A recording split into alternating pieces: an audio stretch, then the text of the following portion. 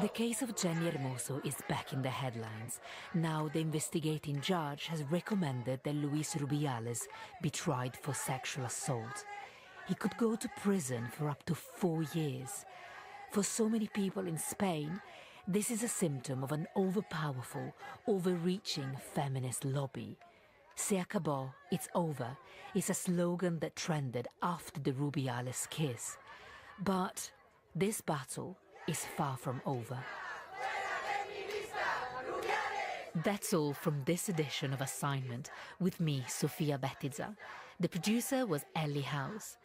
To hear more from the series, go to bbcworldservice.com/assignment.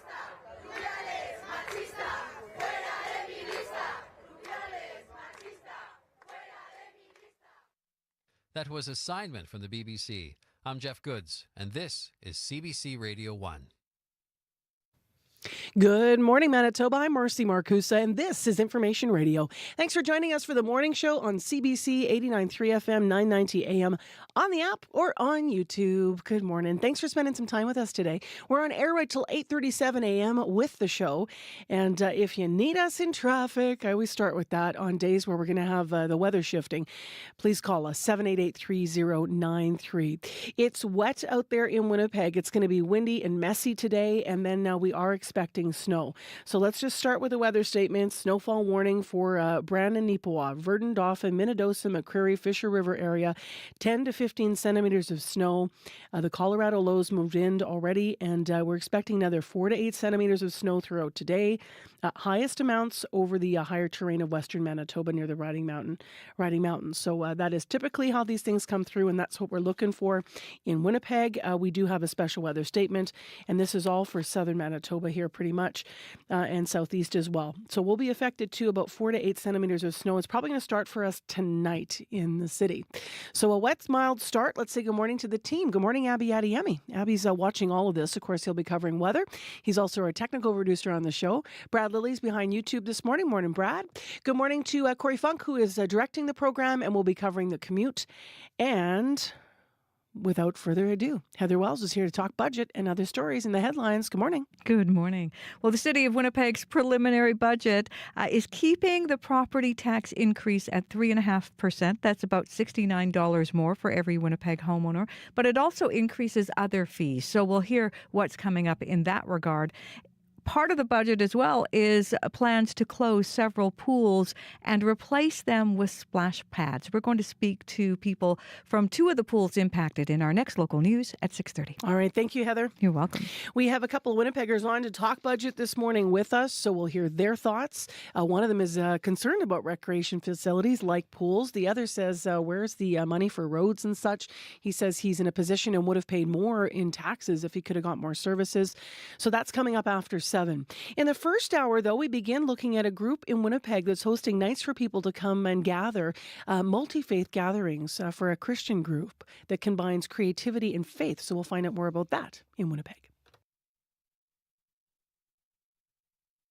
On Cue with Tom Power. Cole Sprouse made his name as a child actor on shows like Friends 'Cause you guys were on a break. and The Sweet Life of Zack and Cody before retiring from acting. He returned on the show Riverdale, and now he's taking on his most challenging role yet, a zombie in the film Lisa Frankenstein. That's really weird, Lisa. That's coming up on Cue, followed by Commotion with Elamine Abdel Mahmoud on CBC Radio 1, the CBC Listen app, and everywhere you get your podcasts. This is World Report. Good morning. I'm Marcia Young. Situation today. Several hundred people are gathered in Ottawa for a government summit on how to tackle the problem. The Prime Minister will be there, so will vehicle manufacturers, police, and border services representatives, members of the insurance industry, some Quebec mayors. The list goes on. Janice McGregor is watching from our parliamentary bureau. And Janice, we know roughly 90,000 cars are stolen each year in Canada. What are the possible solutions being discussed today? Well, the agenda suggests there's two big Specifically, research on the best ways to deter auto theft in the first place. Our colleagues at Radio Canada are reporting this morning that the federal government wants to ban more computer hacking devices that would-be thieves at the moment can purchase over the counter. This equipment has legal uses in Canada, but it can also do things like clone car key signals.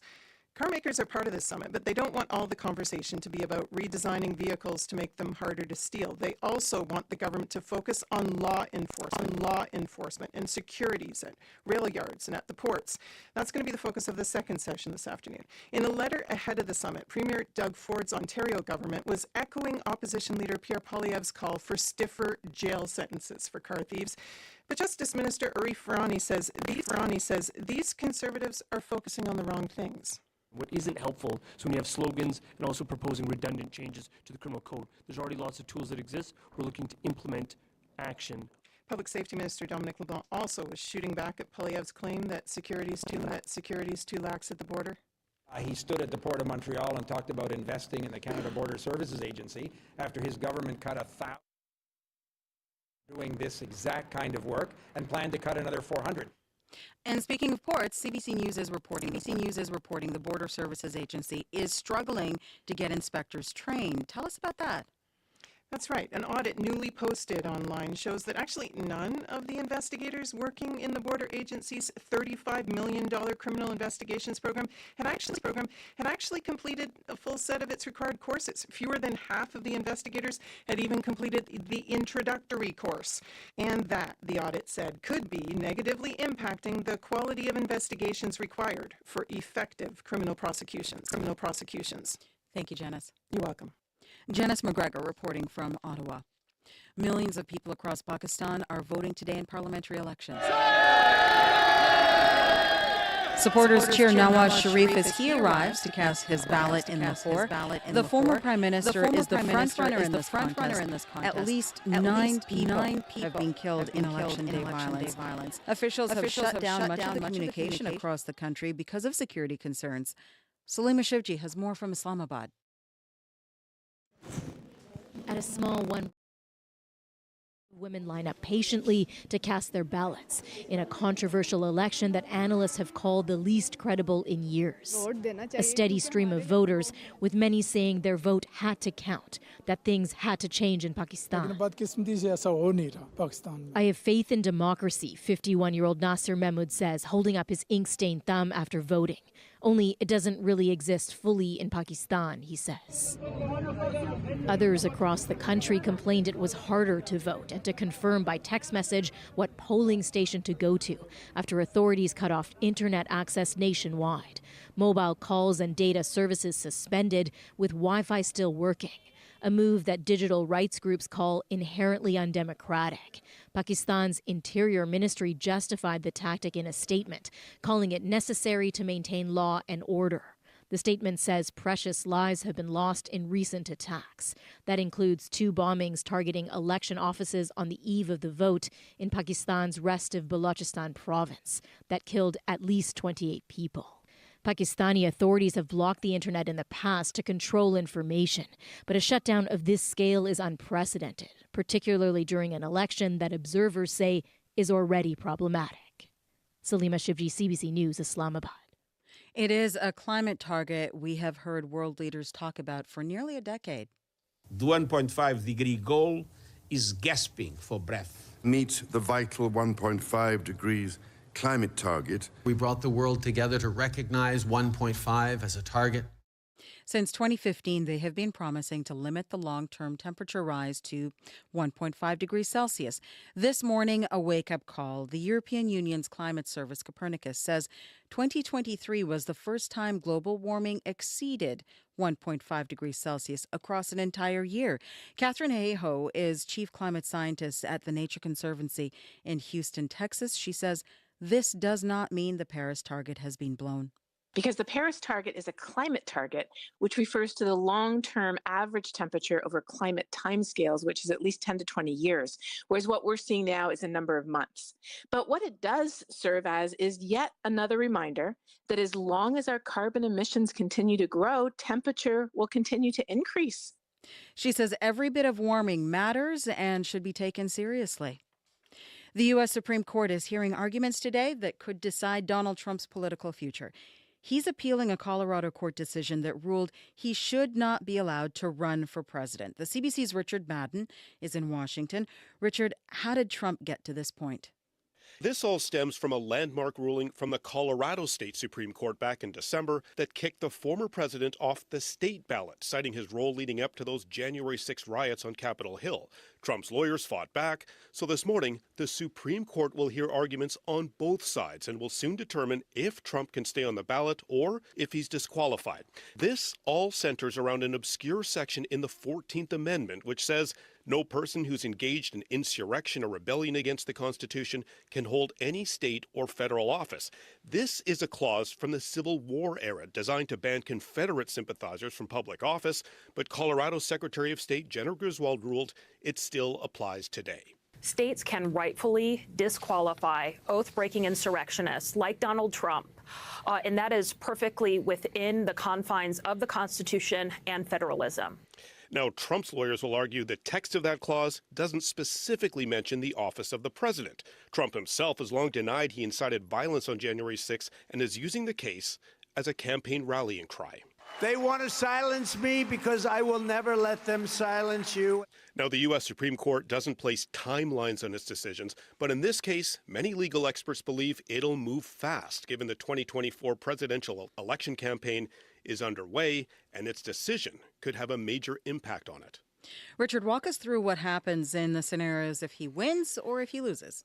Right. So if the Supreme Court rules against the former president, he won't be disqualified from running, but each individual state will decide if he stays on the ballot. But if he wins and the court rules Trump didn't violate the insurrection clause, his name stands, full stop. So this will be a very consequential ruling, and opening arguments begin in just a few hours. Thank you, Richard. Thank you. The CBC's Richard Madden in Washington. Nicotine pouches are small and candy flavored. They're also packed with an addictive substance. Now British Columbia is taking steps to keep them away from kids. As John Hernandez reports, it is the first province to move flavored nicotine pouches behind pharmacy counters. They're using it typically for the sensation that they get from the nicotine. As a substance use liaison for BC's largest school district, Colette Lease says she's witnessed more and more students stick nicotine pouches in their mouths.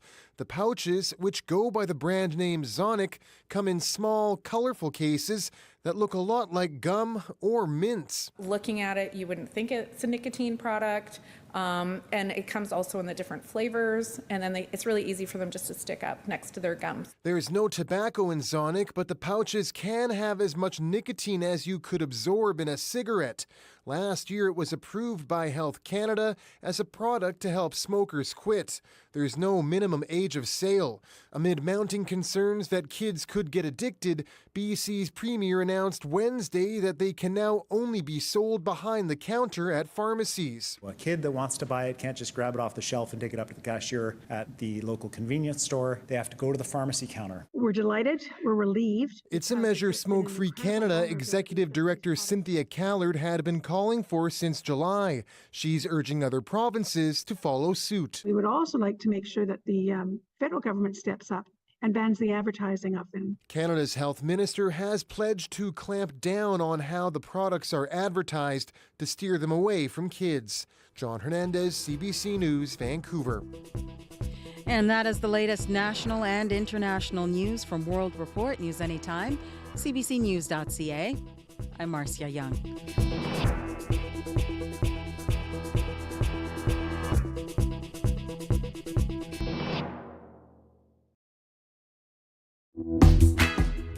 Good morning, Manitoba. Well, today's the day we're going to be watching carefully in the weather.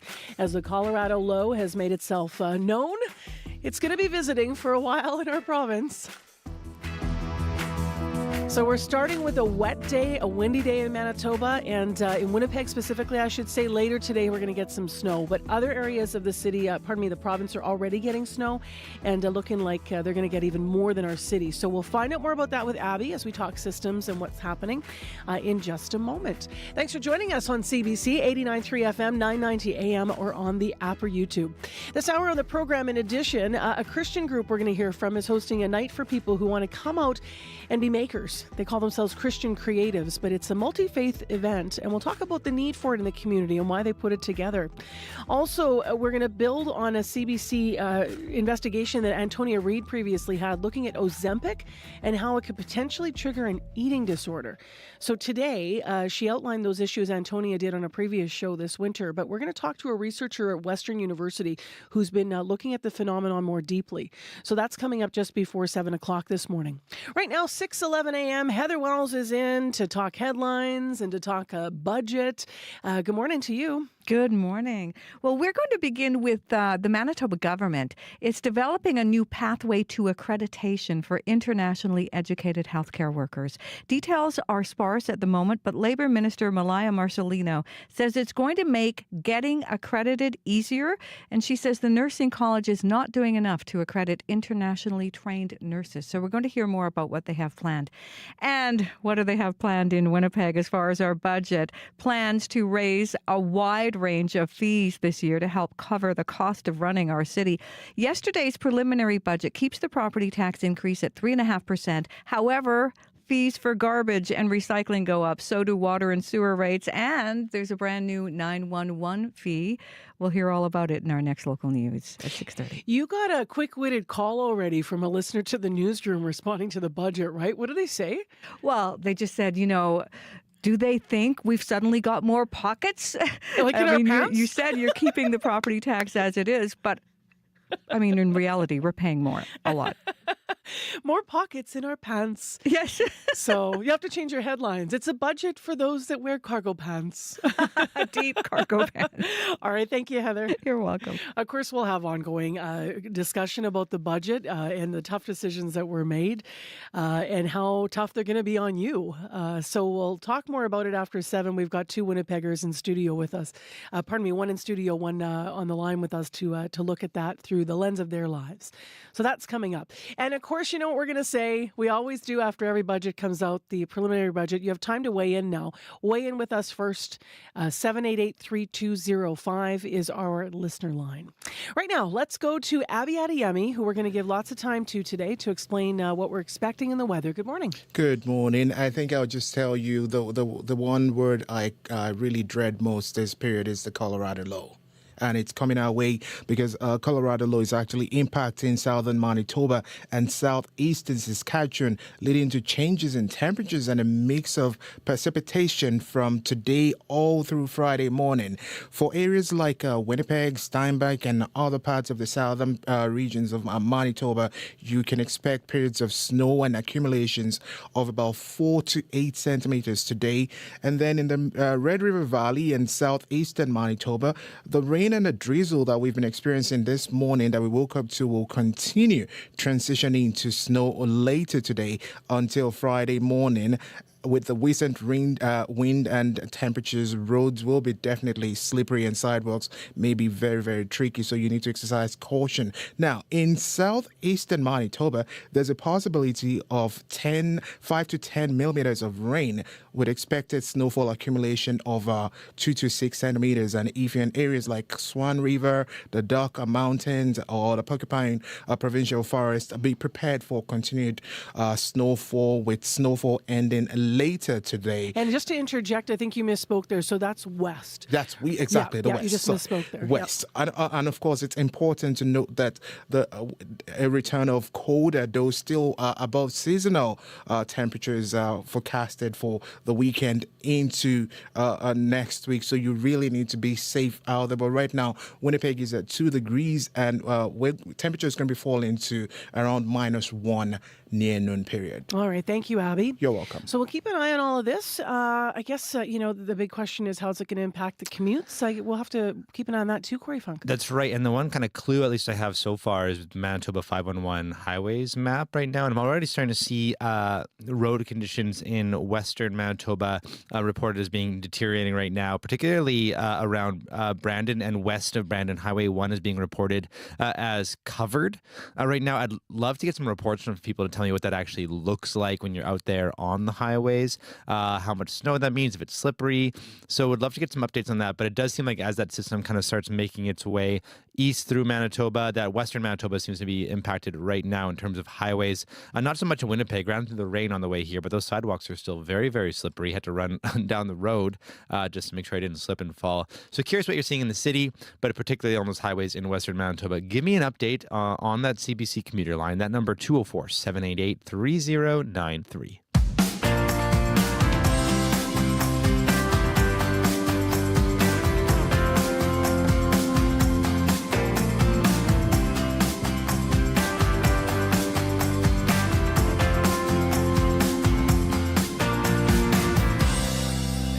Well, now, weather traffic behind us. Let's actually start our show this morning. Winnipeg has a lot of multi-faith gatherings to keep people connected in community. Today, we are starting the show with a look at something called Mud in Your Eye Creative. It's a group of Christian creatives that is inviting people to come out and recharge with them every week. They're actually calling their Thursday gatherings Creative Recharge Events. They're held over at the Winnipeg Christian Centre. Now, Shannon Schultz is one of the founding members of the Mud in Your Eye Creative and is up early and on Zoom with us. Hi there. Thanks for being here. Thanks for having me. This is lovely. So can you describe what your evenings look like? Like, what kinds of things are you guys getting up to? I think our evenings are wonderful. I'm a little biased. So we meet from 6 till 8 in the evening. You come in from 6 to 6:15. You set up. We have 5 freestanding easels. There's tables for writers. There's some comfy chairs for dreamers. If you want to bring your laptop, and one of the fellows edits his photographs. So there's chit chat and set up for 15 minutes, and then we don't talk to each other until 8 o'clock. And there's instrumental music, primarily instrumental music playing in the background. It just creates a really wonderful atmosphere. The lights are on and it's bright so you can see what you're doing, which is different from most things that would be more contemplative in nature. But so we don't talk to each other so that you can co-create with your creator. And then at 8 o'clock, we clean up. And then if you want critique or you want to read something to somebody or you just want to chit chat, there's lots of space to do that at the end of the evening. Well, why create a space like this? Why is it important for, and we're using a term Christian creative, so maybe I should start by asking actually, what do you mean by that term, and why is it important for people to gather like this? I don't know that, well, because when we started it was a bunch of Christians. Yeah. But most of what we wanted was a place where people could gather and co-create with God and be in an atmosphere where you have that kind of creative energy going without a lot of interruption. It wasn't a place for dialogue. And ironically, our whole group started just at the beginning of COVID. We were ready for this great show to display our work, and then that got shut down. And so we did a lot of Zoom meetings, and then we finally had a show when restrictions lifted. A show displaying the things that you're creating? Yeah, there's a lot of painters. Cliff Dirksen and Wilma Dirksen were members, and so Cliff had some clay work and stuff, but he had just finished transitioning out of doing clay work into painting. And his paintings were black and white because we didn't know he was colorblind. So that was fun. People might know Cliff Dirksen because for a very sad, disheartening reason. But, the loss of his daughter Candace years ago, she was killed. Yeah. But one of the things that Cliff shared actually here on CBC with us, you're alluding to his sculpting. He had sculpted her hands at one point. I mean, he's done a lot of incredible moving work. When you think about the gatherings that you're having to bring people together to share their work, why make it multi-faith? I think we just want to connect. I think art is a really good place to open up dialogue for discussions that might be uncomfortable, where you're not having to try to make your point, or you can dialogue instead of debate, right? And find out what you've got in common. And one of the reasons we named our group Mud in Your Eye is because that was one of the creative miracles that Jesus did, where there was a man born blind, and so Jesus spit into the mud, which that in itself, that's a lot of saliva right? I'm pretty impressed with that. Put the mud on his eyes, and then someone had to take him to the water to wash his eyes, and then he could see. So to me, or to our group, it shows that the person had no relationship with Jesus. It was a relationship of love. I care about you. You're surrounded by other people. And when we work together, our vision can expand and we can see better. We can see more clearly. One of the teachings that's followed in your faith. How difficult is it to be a person of faith right now? I'm just thinking about, you said this is for open dialogue, for all of us to see each other as we are, to find commonalities instead of fixating on differences. I'm thinking about the horrible world of social media where people try to connect and so often end up in ugly debate instead. Is this sort of an antidote to that? You know what? I think it's a place to kind of step out of all of that chaos and craziness and come into it. And even just in a small scale, like if you're coming into the creative space at the church, we're not very churchy looking. Like it's just a big square building. I think it used to be a theater or a bowling alley or something. Not a bowling alley, but it was a gym at one point. And even just to get away from barking dogs and kids and laundry and all that kind of stuff for 2 hours, it's still early enough. You can get to bed by 9:30 if you want, and just make time for yourself and to just be still and let your creative voice be heard and just come forward. Like we do some other workshops on broken crayons for people whose creative voice got silenced when they were young. That's so interesting. What's meant by that? Their voice got silenced when they were young. But I painted murals on an elementary school years ago, and the kids in kindergarten, grade 1 came out and they said, "That's really nice. Would you like some help?" Grade 2 and up, they said, "That's really nice. I wish I could draw." And I thought, what happened in that break, right? And I realized in grade 2, they were drawing their puppy or whatever, and somebody, a friend or a teacher, came by and said, "Well, that doesn't really look like a dog. It looks like an elephant," or whatever. Got it. And take on the thing, "I can't draw. I am not creative." Then you continue to agree with that lie. You tell yourself that. Yeah. Right? It's and similar I have to a straight line, you know? I love that. My father was told when he was young to never sing because he sounded so terrible because he's tone deaf. And his whole life sort of pushed back against that and would sing at the top of his voice for exactly the reason you're saying. You know, it's inclusion in so many ways. Just as a last question here before we go, if people want to get involved, what should they understand? And do they have to bring their own supplies? You mentioned there's, painting and different ways of creating, but what should they know? There's no charge. Bring your own supplies if you've got them. If you don't, we have writing pads, pens, we've got easels, we've got all kinds of paint and mediums. There's no charge. If you want to make a donation to cover the cost of whatever supplies you use, we'll accept that. Got it. And it's Thursday nights from 6 to 8 at the Winnipeg Christian Center. People can just show up. Yeah. Great. Absolutely. And I said last question, but I actually want to add one more. How do you feel that about how the support for Christian creatives is in terms of, what's the church's role in supporting more of this, do you think? I think it's expanding. I think it's definitely that we're hearing a lot more of that going on.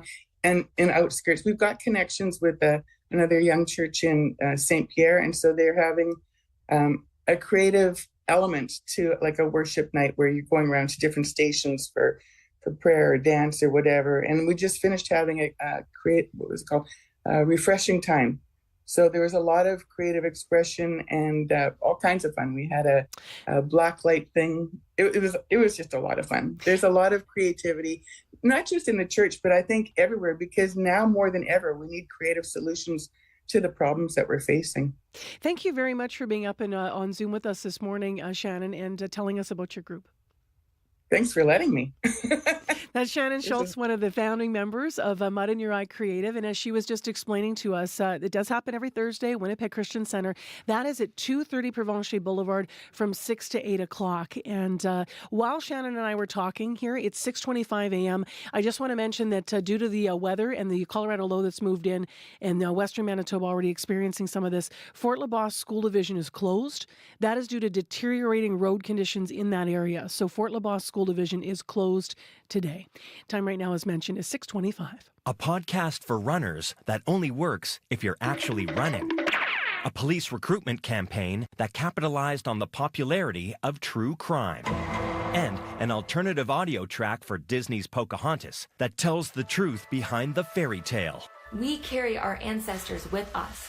Putting the awe in audio on Under the Influence with Terry O'Reilly. Thursday morning at 11:30, 3:30 p.m. in Newfoundland. And on the CBC Listen app. Corey Funk has popped in. He's here with a traffic update. Hi. Hi, yeah, just got a better idea now what those highways are starting to look like. Got a call from John, who's a trucker. He says he was driving from Nipoa to Brandon, Highway 5, nothing but slush, could only go about 50 kilometers an hour just to stay safe. Then when he got kind of off the turnoff to Carberry into Highway number 1 towards Brandon, also very, very slushy, same kind of conditions. He said, just to give you an idea of just kind of how bad it is, the trucking company he works for, he said, has grounded the whole fleet from Swift Current to Brandon. So just heads up if you are heading towards Western Manitoba, towards Saskatchewan today. Very, very treacherous conditions out there on the highways, particularly once you kind of get past Carberry there. So. All right. Thanks, Corey. Thank you. And the number again? 204-788-3093 if you have any more updates for me. So Western Manitoba, as we mentioned, that's where this is starting, as so many storms do. Virden is where the Fort LaBosse School Division is, the Virden area in Westman. And as I mentioned, it's closed today because of deteriorating road conditions. It's going to continue. There's a snowfall warning for Brandon, Virden, Dauphin, Minnedosa, Fisher River, all through that area, and expecting more snow than has already come. So total amounts, 10 to 15 centimeters throughout today, about 4 to 8 more coming. Winnipeg, we're going to start wet. We're going to see snow later, and we'll probably see in total probably 2 to 4 centimeters tonight, and then we could see a little bit more beyond that. So it's a big system. Well, before we get to the 6:30 news this morning, why don't we all chill out? I think it can be stressful sometimes these mornings. So we have music from Desiree Dawson, whose latest song is a simple one about not having to please everyone in her life. Does that resonate with anyone out there? And that being her true self is the best way to feel free. It's called Cup of Tea. I'm not everyone's cup of tea. I'm not everyone's shot of whiskey, and I'm learning that I don't need to be. And if I turn away right now, well, I don't need you to miss me. I'm finding this new way I'm feeling free.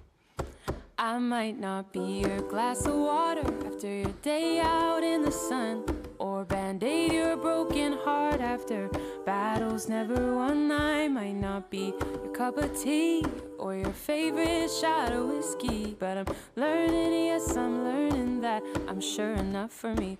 I'm not everyone's cup of tea. No, I'm not everyone's cup of tea. No, I'm not everyone's cup of tea. No, I'm not everyone, and that's okay with me. This didn't happen overnight, been such a work in progress. I've spent most of my life just trying to please. And if the task was incompleted, well, hot damn, I feel defeated. I'm still a work in progress, and that's just me. I'm not everyone's cup of tea. No, I'm not everyone's cup of tea. No, I'm not everyone's cup of tea. No, I'm not everyone, and that's okay with me.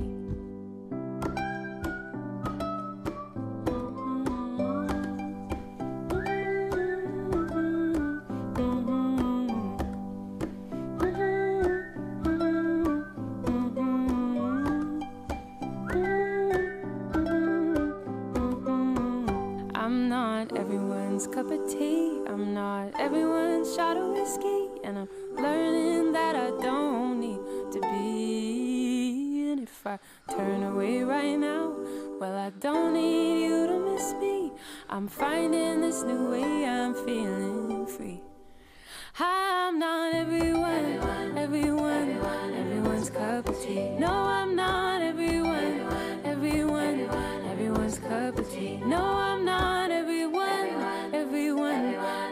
cup of tea. No, I'm not everyone, and that's okay with me.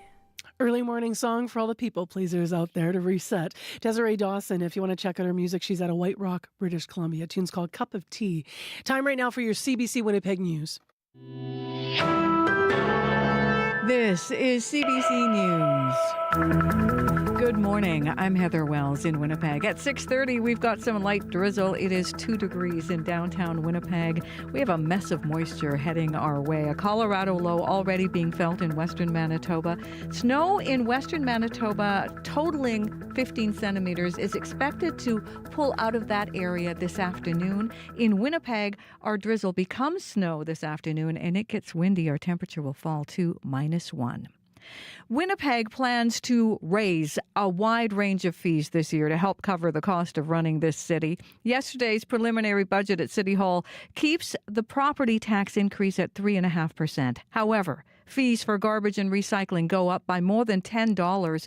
Water and sewer rates go up almost 4%, and there is a new 911 fee. Overall, spending in Winnipeg is up $88 million over last year. Spending on road repairs, though, will go down about $18 million. Now, the city is planning on closing several pools, replacing them with splash pads.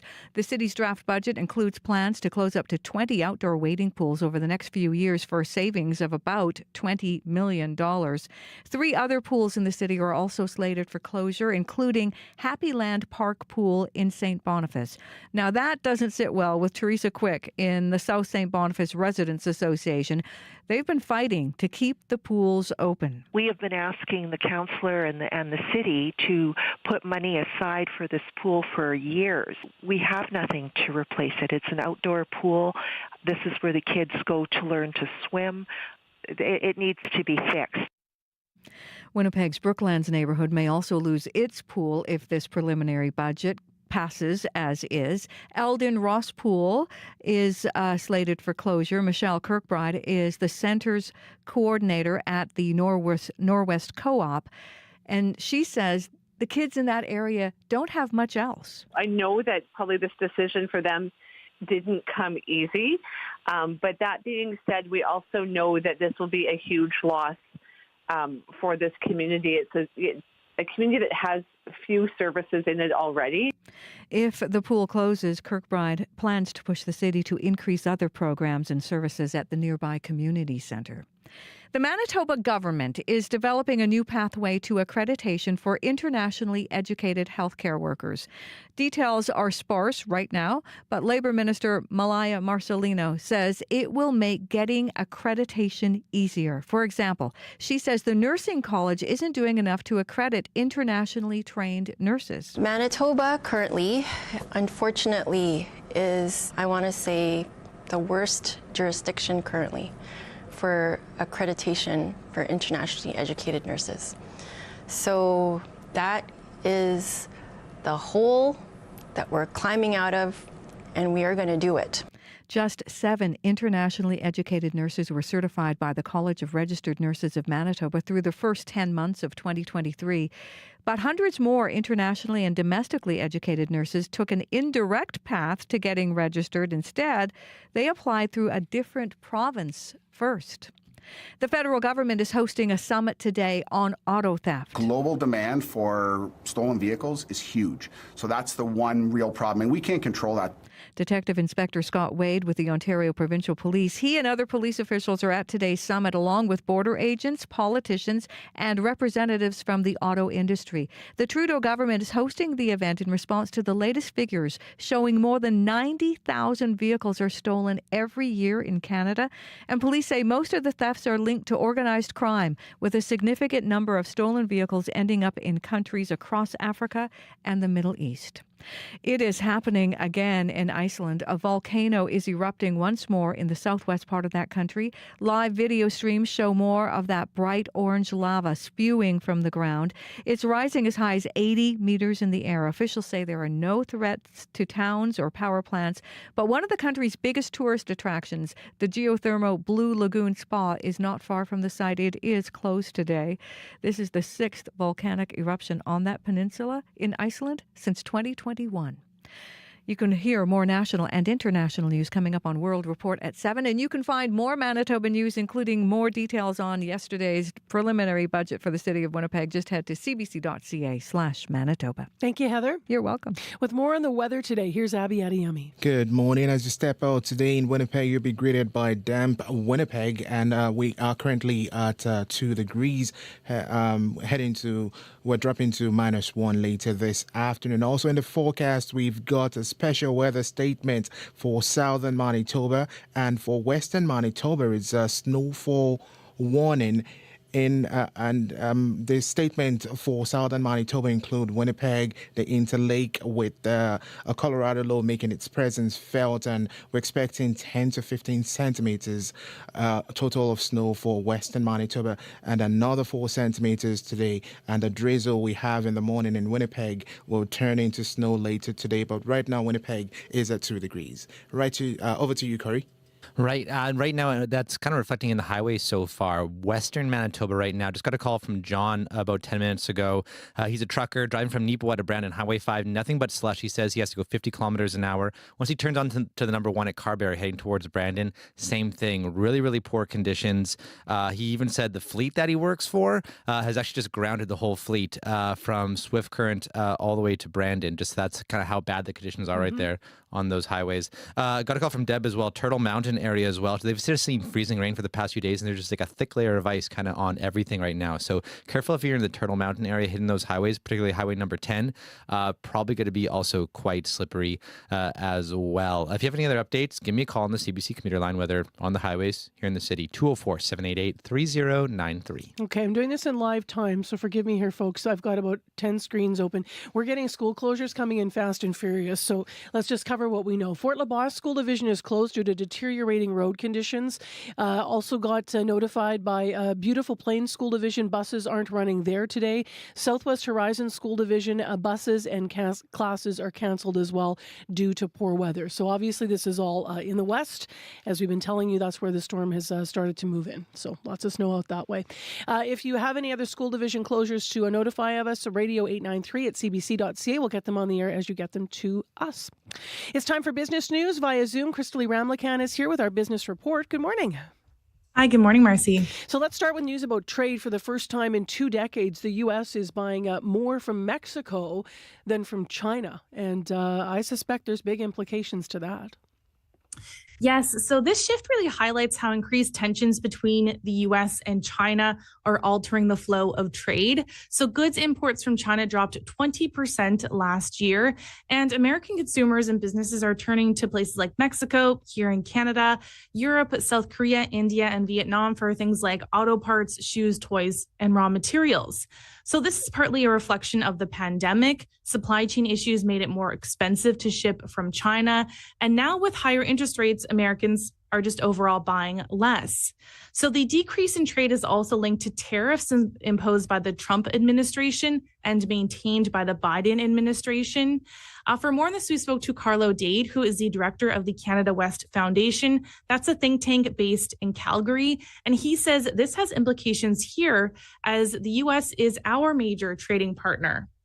The move of production from Asia to North America is taking place, then you're looking at moving from a low-cost labor environment in Asia to try and find a low-cost labor environment in North America. And that would obviously mean that Mexico would be very important. And no one thinks of Canada as a low-cost labor environment. But some economists say the reduction in trade may not be as sharp as the data shows. Some Chinese companies have shifted manufacturing out of the country, but continue to source raw materials from China. And some are also just routing goods made in China through other countries to avoid these U.S. tariffs. Okay, so the numbers might be more complicated than it first looks. For another story in business, your next story, you have streaming news for sports fans. Yes, so Disney's ESPN, Fox, and Warner Brothers Discovery are teaming up to create a sports streaming platform. It's scheduled to launch this fall, and it's in a bid to try to capture younger audiences and save costs. So these media giants own a large portfolio of rights, including those for FIFA World Cup, Formula One, and the NFL. And the new app is a recognition that there is an increasingly large market for sports outside of traditional TV. So for more on this, here's Jason Platt-Zolov, who is a consultant at Hub Entertainment Research. It's clearly these traditional studios who are trying to create a service that can compete with the fact that these rights are being bought up now by technology players like Amazon, Google, and Apple, and they need to have their own service that will continue to be a destination for people who are embracing watching sports on streaming services. In particular, younger people who are less likely to be subscribing to cable these days. He thinks, though, there are still a lot of details to be worked out around rights and exclusivity, and the deal is still subject to a negotiation of agreements among these companies. And speaking of sports, of course, the biggest watch live sporting event, or one of them certainly coming up on Sunday with the Super Bowl. Yes. Before I go this morning, the beverage industry is an increasingly competitive market as well. Coke, one of the biggest players in the industry, they're reacting with more types of drinks, right? Yes, that's right. So, people are thinking more about their health and turning more to flavored water type drinks, seltzers, and they're treating this 137-year-old pot brand as a treat.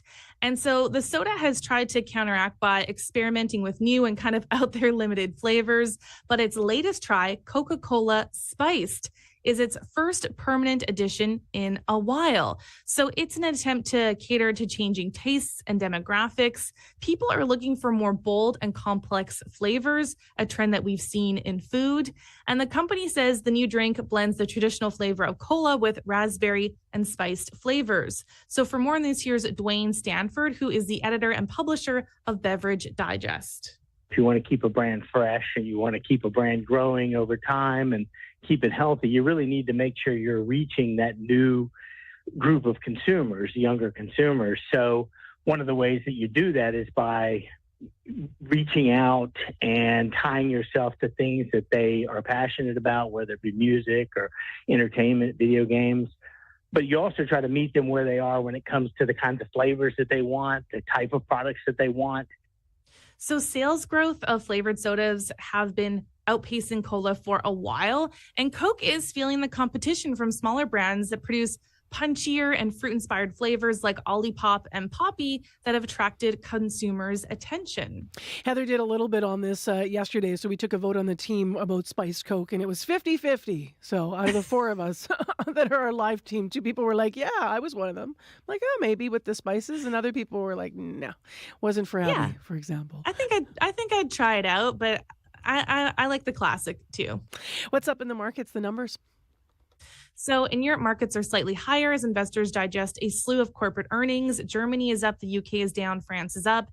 In Asia, Japan is leading gains after a report suggests the country's central bank will not aggressively tighten its monetary policy. Japan and Shanghai are both up. Hong Kong is down.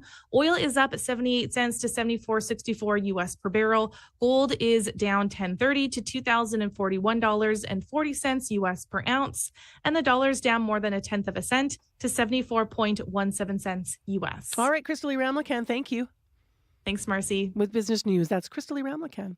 It is right now 6:43 a.m. I'm Marcy Marcusa with our team here at Information Radio. Colorado Low made itself known. It's moved into Westman now. We have Fort LaBosse School Division closed. Also, due to poor weather, Southwest Horizon School Division buses and classes are canceled today. Staff, by the way, are assigned to work from home. And in Beautiful Plains School Division, buses are not running, but school is on. In Winnipeg right now, it's just light drizzle. It's going to be slushy for us first and snowy later, but it's 2 degrees in the city currently. Over in Brandon, cloudy -2. Up in Thompson, there's light snow as well, and it's -16. Well, next on the show, are you a killer at the kiln? Are you a servant of ceramics? Well, CBC has a new show for you. The Great Canadian Pottery Throwdown kicks off tonight on CBC television. It is a competition-style show that you might maybe normally associate with cooking or baking, but what the artists here will be creating is pottery. could have guessed by the puns, or maybe because you heard us celebrating this week because not one, but two Manitobans, Jen Sonnenberg and Kiefer Floriel, are competing. It was insane to make pottery on a time frame like that. I've never sat down and started and finished something so big in one day, or bam, all at once. It was crazy in that sense. I have never timed myself making anything. So I just did not have a gauge at all for what I could do in a period of time, right? I can work under a lot of pressure. Joining me next is one of the judges, ceramic artist and teacher Natalie Waddell. Good morning. Good morning. It would be so stressful to create these beautiful works of art under time. How are you possibly going to judge these things? Oh, let's just say it was very challenging. As challenging as it was for them to create under those very, very intense time constraints. Those clips were really honest with how much it was challenging for them, and would be challenging for any worker or any maker in clay.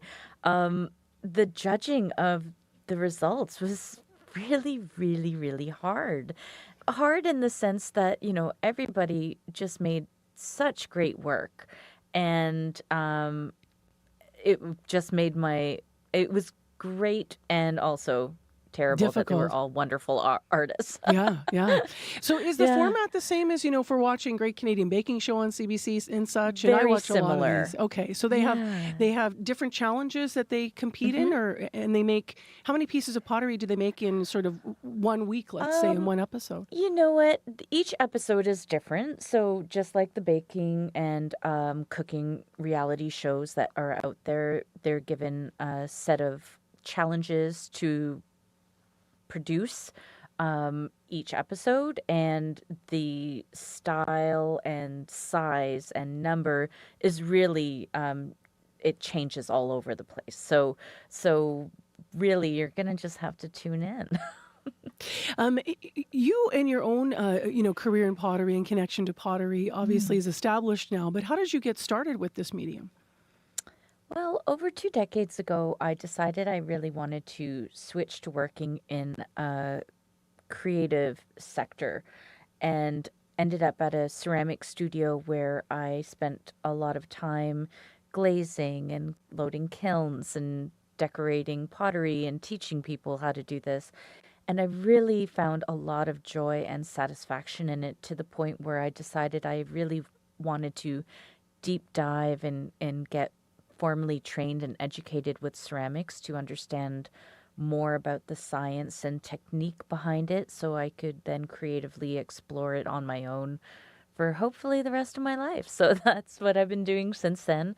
And also I've become an instructor because I really love to share the joy and the satisfaction and help people along their journey with working with clay. I love pottery. I love functional pottery, especially. I support a lot of local potters. Shout out to Lot 15. All the mugs in our house, pieces, I give them as gifts. And but I also took a class in the Leisure Guide trying to make pottery. It's such an art. What's your sense of how popular it's become as a hobby? Like, speaking of the layman person that might try this, why do you think that's really exploded? I've been seeing increased popularity since I started working in clay, but especially in the past 10 years, I think as we have become so much more digital and technology based with our jobs and with our lives, that when people are finding things to do in their leisure time, they're really seeking out things that are much simpler and almost more grounding. In a very literal sense, we're playing with stuff that comes out of the ground, and that gives them a really tactile and visceral satisfaction getting to work with their hands again, and working with a material like clay that's so responsive and squishy and fun and messy. I think it taps in a little bit to our inner child. Just in our last 30 seconds here, I can't let you go before asking, I think people were sort of like, why is Seth Rogen one, of movie fame and TV fame? And I mean, why is he hosting this show? Does he love pottery? Do you know anything about it? He definitely loves pottery, and he, like so many other people, I think he got dragged to a class by his wife and really liked it, and then just started practicing. And I think the more you work with clay, the more it just lures you in. It gets you stuck in the mud in the best way possible. Well put. Thank you very much for being with us. And we can't wait. I know that obviously you know what goes on with the show, but we finally get to see what's going to happen with the Great Canadian Pottery Throwdown. Natalie, have a great day. You too. Bye. Natalie Waddell is one of the judges on the show. It premieres tonight on CBC television at 8.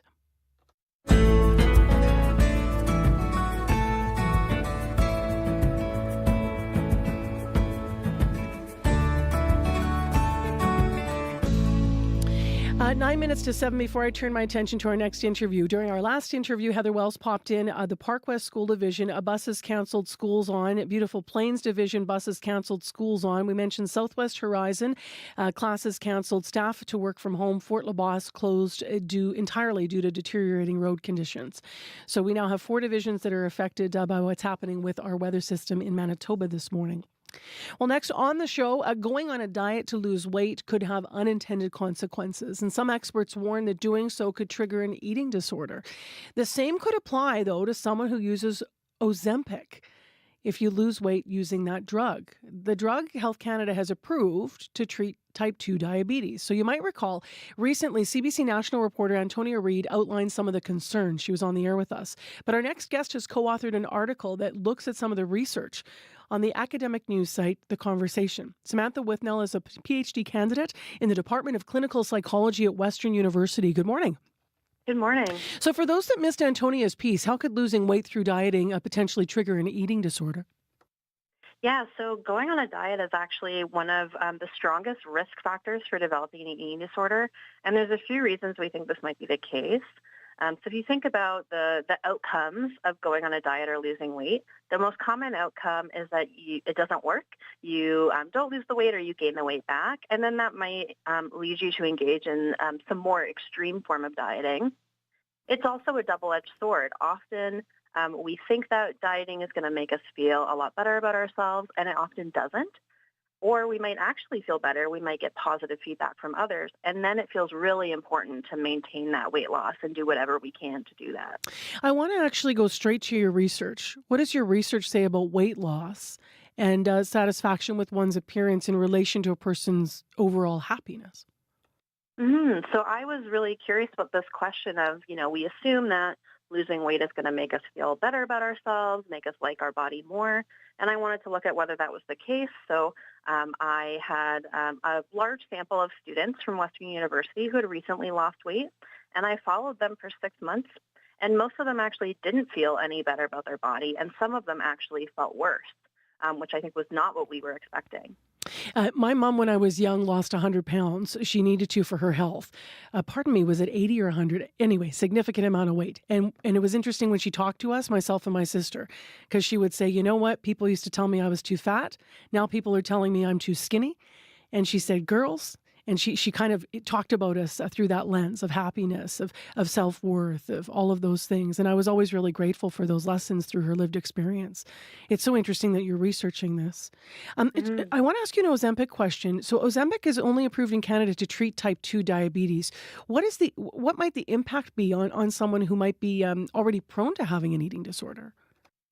Yeah, so we know that even though Ozempic is only approved for type 2 diabetes, it's very trendy and popular right now as a weight loss method. It promises really rapid results, but we don't know very much about the long-term impacts. We're starting to see some side effects, and so I think people might not be aware that, risks can come along with using any kind of diet, pill, weight loss drug, or diet, that it could put them at risk to spiral into an eating disorder. There might be people that don't understand eating disorders as primarily, they have roots in mental health as well, challenges. There may be someone listening saying, I'm not underweight. How can I possibly have an eating disorder? Yeah, I think that's a really common myth. People think you have to look really sick, be really underweight. That's actually not true. The vast majority of people with eating disorders are not underweight. And you can actually be diagnosed with an eating disorder at any weight. What would you like to share with us this morning about your research? Obviously, we won't have time to get into all the details, but what would you like to leave people with? I think I want to leave people with this impression that weight loss isn't necessarily risk-free. We often have a lot of positive assumptions about the results of weight loss, but it could lead to something more dangerous and problematic. Thank you very much for being with us this morning, Samantha. Appreciate it.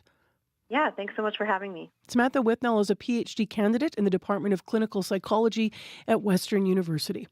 It is now 5 to 7. You're listening to Information Radio here on CBC 89.3 FM, 990 AM on the app or on YouTube. And if you've been watching us on YouTube, then you know it's just a busy morning.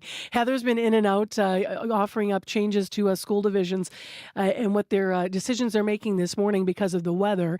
And we've been getting through the show here. So let's just take a moment and go over some of the information. So before we go to headlines, let's check what's happening first with the traffic situation. What do we know about the highways and such, Corey? Yeah, let's start with the highways. Western Manitoba right now is seeing some fairly treacherous conditions.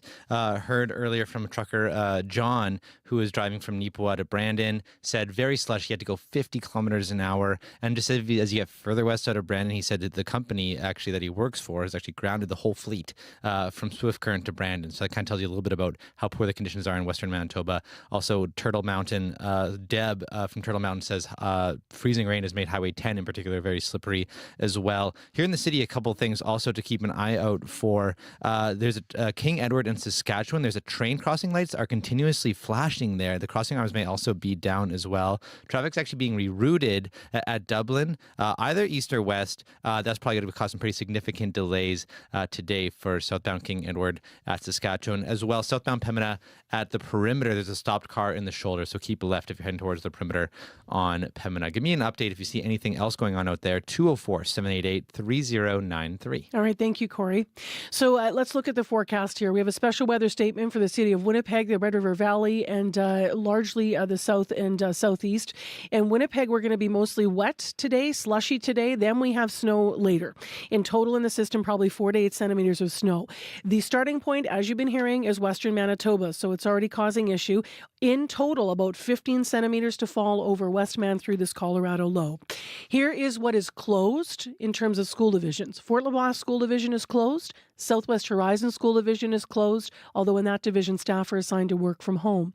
In addition, Beautiful Plains School Division is not running buses, but school's on. And Park West School Division is also not running buses, but school is on. And now it's 3 minutes to 7, and Heather Wells is in with our headlines. Good morning. Good morning. Well, the Manitoba government is developing a new pathway to accreditation for internationally trained healthcare workers. Details are few, but Labour Minister Malaya Marcelino says it will make getting accredited easier. She says the nursing college is not doing enough to accredit internationally trained nurses. The City of Winnipeg's preliminary budget released yesterday keeps the property tax increase at 3.5%. However, it increases fees for things like garbage collection and transit, water and waste. It also introduces a monthly 911 fee. We're going to hear more about that in our next local news at 7:30. All right. Thank you, Heather. You're welcome. Well, speaking of the budget, I don't think anyone would argue that the city needed to spend some money to improve things around town. The question when you look at the budget is, have they chosen the right places to spend? And have they chosen the right places to be frugal? We have two Winnipeggers who are going to come in with their perspective on the budget and how it's going to impact their lives. In addition, is Canada's national outdoor skating identity in jeopardy because of climate change? We're going to talk to an expert who says absolutely. And we'll have more on the story Heather's been mentioning in the news this morning about Manitoba's Labour Minister. And as she said, blasting the College of Registered Nurses for not doing enough to address the problem of internationally educated nurses. So just to reiterate that, we will have detail, though, on it from Ian Fraze, our provincial reporter, who's going to join us in the next hour of Information Radio. So stay here. Lots still ahead. If you need to reach out to us because of the weather, please do. 788-3093. And if you want to weigh in on the budget and get in on that conversation, you can also give us a call on the listener line.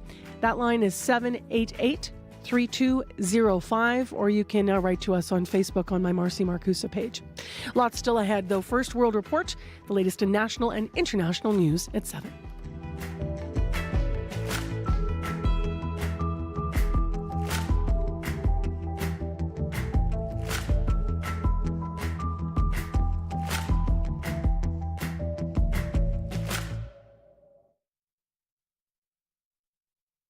Today on The Current. Fame, money-mindedness, those are the things that contribute to making it toxic. Hockey culture is in the news once again this week with sexual assault charges against 4 NHL players. Hockey Night in Canada's Ron McLean is here to talk about the state of the sport and what needs to change in that culture. That's coming up on The Current. The Current with Matt Galloway.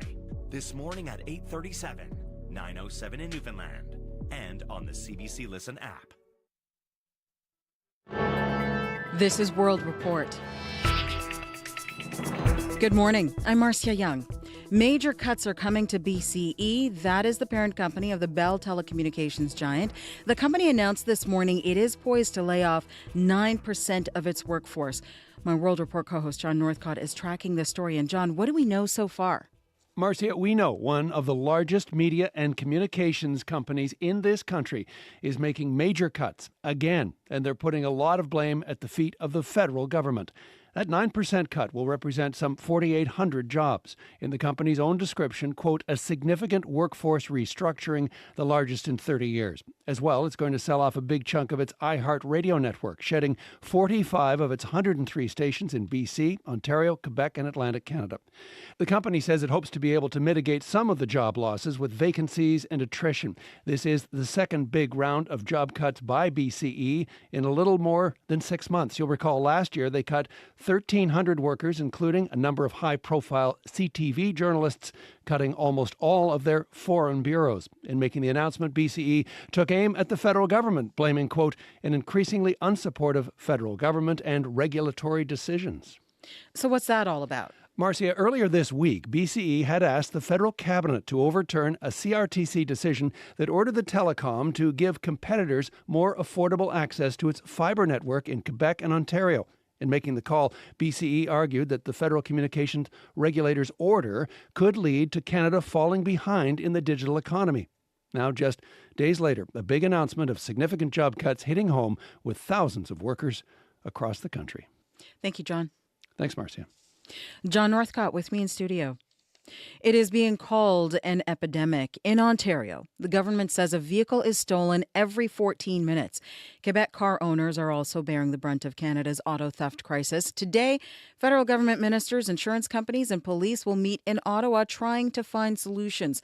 Thomas Daigle looks at the issues and the demands for action. These scumbags come along and just take what you worked so hard for. It was bad enough that Charlene DeBaski had her GMC Yukon stolen from her Toronto driveway last summer.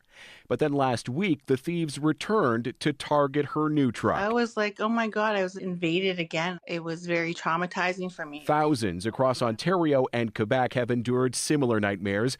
And today, federal authorities and police will be among those in Ottawa trying to find solutions to this accelerating problem. Detective Inspector Scott Wade is with Ontario Provincial Police. The global demand for stolen vehicles is huge. So that's the one real problem, and we can't control that demand. Industry watchers are calling for a range of measures, from mandatory security features in cars to better scanning of shipping containers used to send stolen vehicles overseas. Freddie Marcantonio is VP of the Montreal-based vehicle locating company Tag Tracking. Any summit that speaks about a phenomena like this has to have a positive outcome. As for Charlene DeBaski, so glad that they weren't able to take it. She used a specially designed box to block the signal from her key fob, so the thieves couldn't get away with her second truck in less than a year. Thomas Daigle, CBC News, Toronto. Donald Trump's fight to remain on Colorado's presidential primary ballot heads to the Supreme Court today. He is appealing a lower court decision from that state. It ruled he is disqualified due to his role in the Capitol Hill attack. The court cited a U.S. constitutional amendment. It bans anyone who has engaged in insurrection from holding federal office. The Supreme Court's ruling will have national implications. People in Pakistan brave cold weather to vote in today's national election. An official verifies people's identity at a polling station in Karachi. Security is tight across the country following a campaign marked by deadly violence. At least 9 people have been killed today in attempts to disrupt the vote. Mobile and internet services have been shut down. The Interior Ministry says the move is to maintain law and order. Former Prime Minister Nawaz Sharif is considered the frontrunner. His main challenger was not on the ballot. Imran Khan is in jail over what his supporters say are politically motivated charges. It is a climate target we've heard world leaders talk about for nearly a decade. The 1.5 degree goal is gasping for breath. Meet the vital 1.5 degrees climate target. We brought the world together to recognize 1.5 as a target. Since 2015, they've been promising to limit the long-term temperature rise to 1.5 degrees Celsius. This morning, a wake-up call. The European Union's climate service, Copernicus, says 2023 was the first time global warming exceeded 1.5 degrees Celsius across an entire year. Catherine Hayhoe is chief climate scientist at the Nature Conservatory in Houston, Texas. She says this does not mean the Paris target has been blown.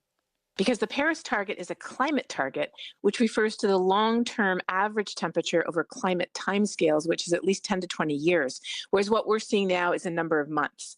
But what it does serve as is yet another reminder that as long as our carbon emissions continue to grow, temperature will continue to increase. She says every bit of warming matters and should be taken seriously. In Iceland, it's happening again. A volcano is erupting in the southwest part of the country. Live video streams are showing more of that bright orange lava spewing from the ground. It's rising as high as 80 meters into the air. Officials say there is no threat to towns or power plants right now. This is the sixth volcanic eruption on that peninsula in Iceland since 2021. The Crown will continue presenting its case today in the sexual assault trial of the military's former head of human resources. Hayden Edmondson was one of several high-ranking members of the military to be accused of sexual misconduct in 2021. He's pleaded not guilty and denied any wrongdoing. As Kayla Hounsell reports, his accuser has spent 3 days on the stand. One of the things that's really challenging about sexual assault cases is that most of the time they relate to allegations that happen in private. Criminal defense lawyer James Bray says sexual assault cases often come down to the evidence of the accuser and the accused. So far, the Edmondson trial has heard only from the accuser. Her identity is protected by a publication ban. She was cross-examined at length. Bray, who is not a part of this case, says that's typical. One of the strategies that's used in almost every case of this nature is that the defense will look for inconsistencies in the complainant's story. That's exactly what Edmondson's lawyer, Brian Greenspan, did. Edmondson is facing 1 count of sexual assault and 1 count of committing indecent acts. The woman told the court he raped her on board a Canadian Navy ship more than 30 years ago. She testified it was part of her job to wake officers for their night watch and that she found him naked. The woman said she yelled and turned on the lights to wake Edmondson's roommate. But Greenspan argued during that time period, Edmondson wasn't even on night watch and suggested he didn't even have a roommate. He suggested no sexual assault occurred at any time. That's incorrect, the woman told the court. The Crown is set to call its next witness today. Kayla Hounsell, CBC News, Ottawa. A major announcement is coming in Canada's minerals sector. Later this hour, Canada Nickel will unveil plans to build 2 new processing plants in Northern Ontario. The expansion is being driven in part by the demand for electric vehicles. Kate Rutherford reports. 700 kilometers north of Toronto, in Timmins, the CEO of Canada Nickel is making a big commitment this morning. We're going to be building the North America's largest nickel processing facility. Not only that, Canada Nickel will also build a stainless steel and alloy plant. CEO Mark Selby says both will transform raw materials from its mines in the Timmins region for the burgeoning electric vehicle industry and stainless steel market. He also adds both plants will be carbon neutral. We'll be able to capture all of the carbon emissions that come out of these plants and store them in our tailings, making these a net zero steel plant, and a net zero carbon nickel processing plant. As for financing, Selby says capital costs will largely be covered by various government sources. No one is making any promises about jobs yet, but Ontario Mines Minister George Pirie says the development puts the international spotlight on Timmins. I think it positions us in a very unique spot globally. The grid is green and the minerals are processed in a green fashion as well. Production at both plants is slated to begin in the year 2027. Kate Rutherford, CBC News, Sudbury.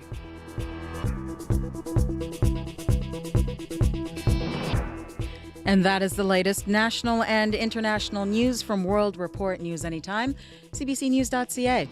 I'm Marcia Young.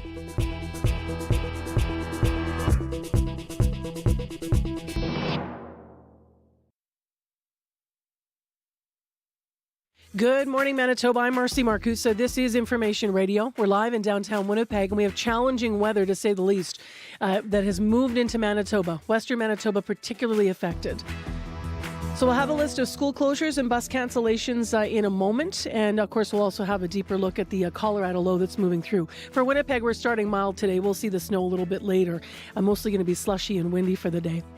This hour on the program, is Canada's national outdoor skating identity in jeopardy because of climate change? It rained last night. We've all been talking about how weird this weather is for Winnipeg. So we're going to talk to an expert this hour who says she thinks so. So stay tuned. We'll talk about why she thinks this is going to be a long-term issue for us. In addition, we are going to talk city budget with two Winnipeggers and their perspectives on the choices that were made. From taxes to transit, the budget's out. What is in it that affects you and your pocketbook? Someone called early this morning and said, we only have 2 pockets. Does the city think we have pants with more pockets for all of this? I thought it was a good one-liner, but we'll get into the proper details in a moment.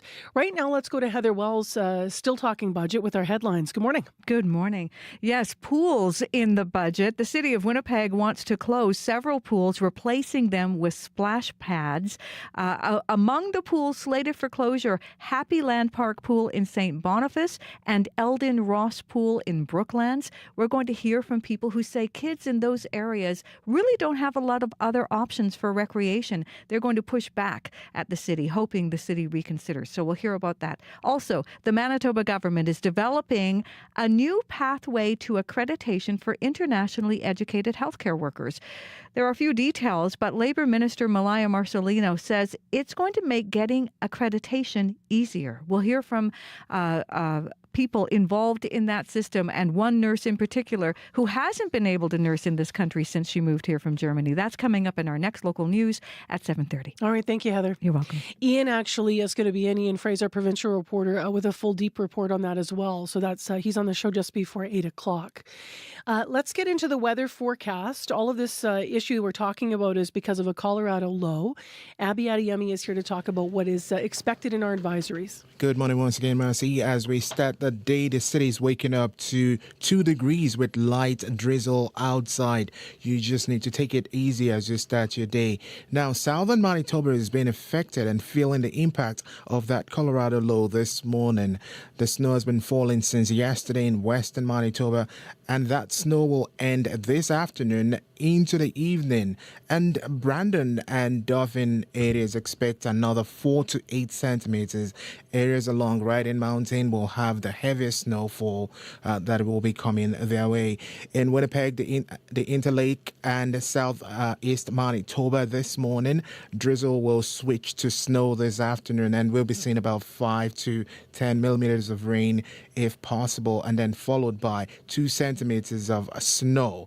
Now, the snow in the strong north wind will create blowing snow this evening, and the snow in southern Manitoba is expected to end tomorrow morning, followed by colder temperatures into the weekend and, of course, next week. But right now, Winnipeg is at 2. All right. Thanks, Abby. You're welcome. So quite a fast-moving system, as you heard from Abby. Westman's getting hammered today, in this morning, into tonight, and then we start tonight into tomorrow. By Friday, we're going to be in a different situation here overall.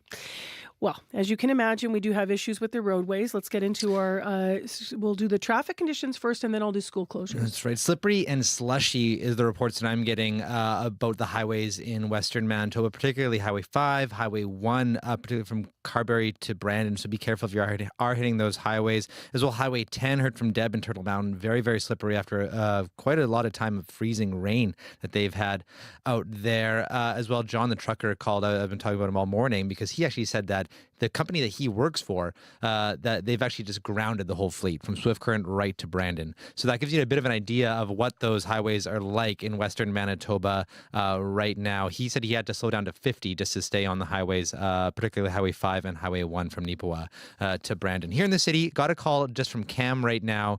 Ness at Linwood, both eastbound and westbound are actually down to one lane because of construction. When you're going westbound, they kind of divert you into the eastbound and turn that all into one lane just for a block. So that's Ness at Linwood. Look out for that as well. King Edward at Saskatchewan. This is probably going to be a problem this morning.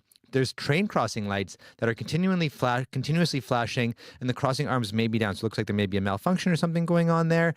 Traffic is being rerouted at Dublin, either east or west. So you can expect some delays on southbound King Edward this morning. And if you see anything else going on out there, give me a call on the CBC commuter line, and I will let your fellow listeners know. That number 204-788-3093. In Western Manitoba, here are the divisions that are closed. Fort LaBosse is closed.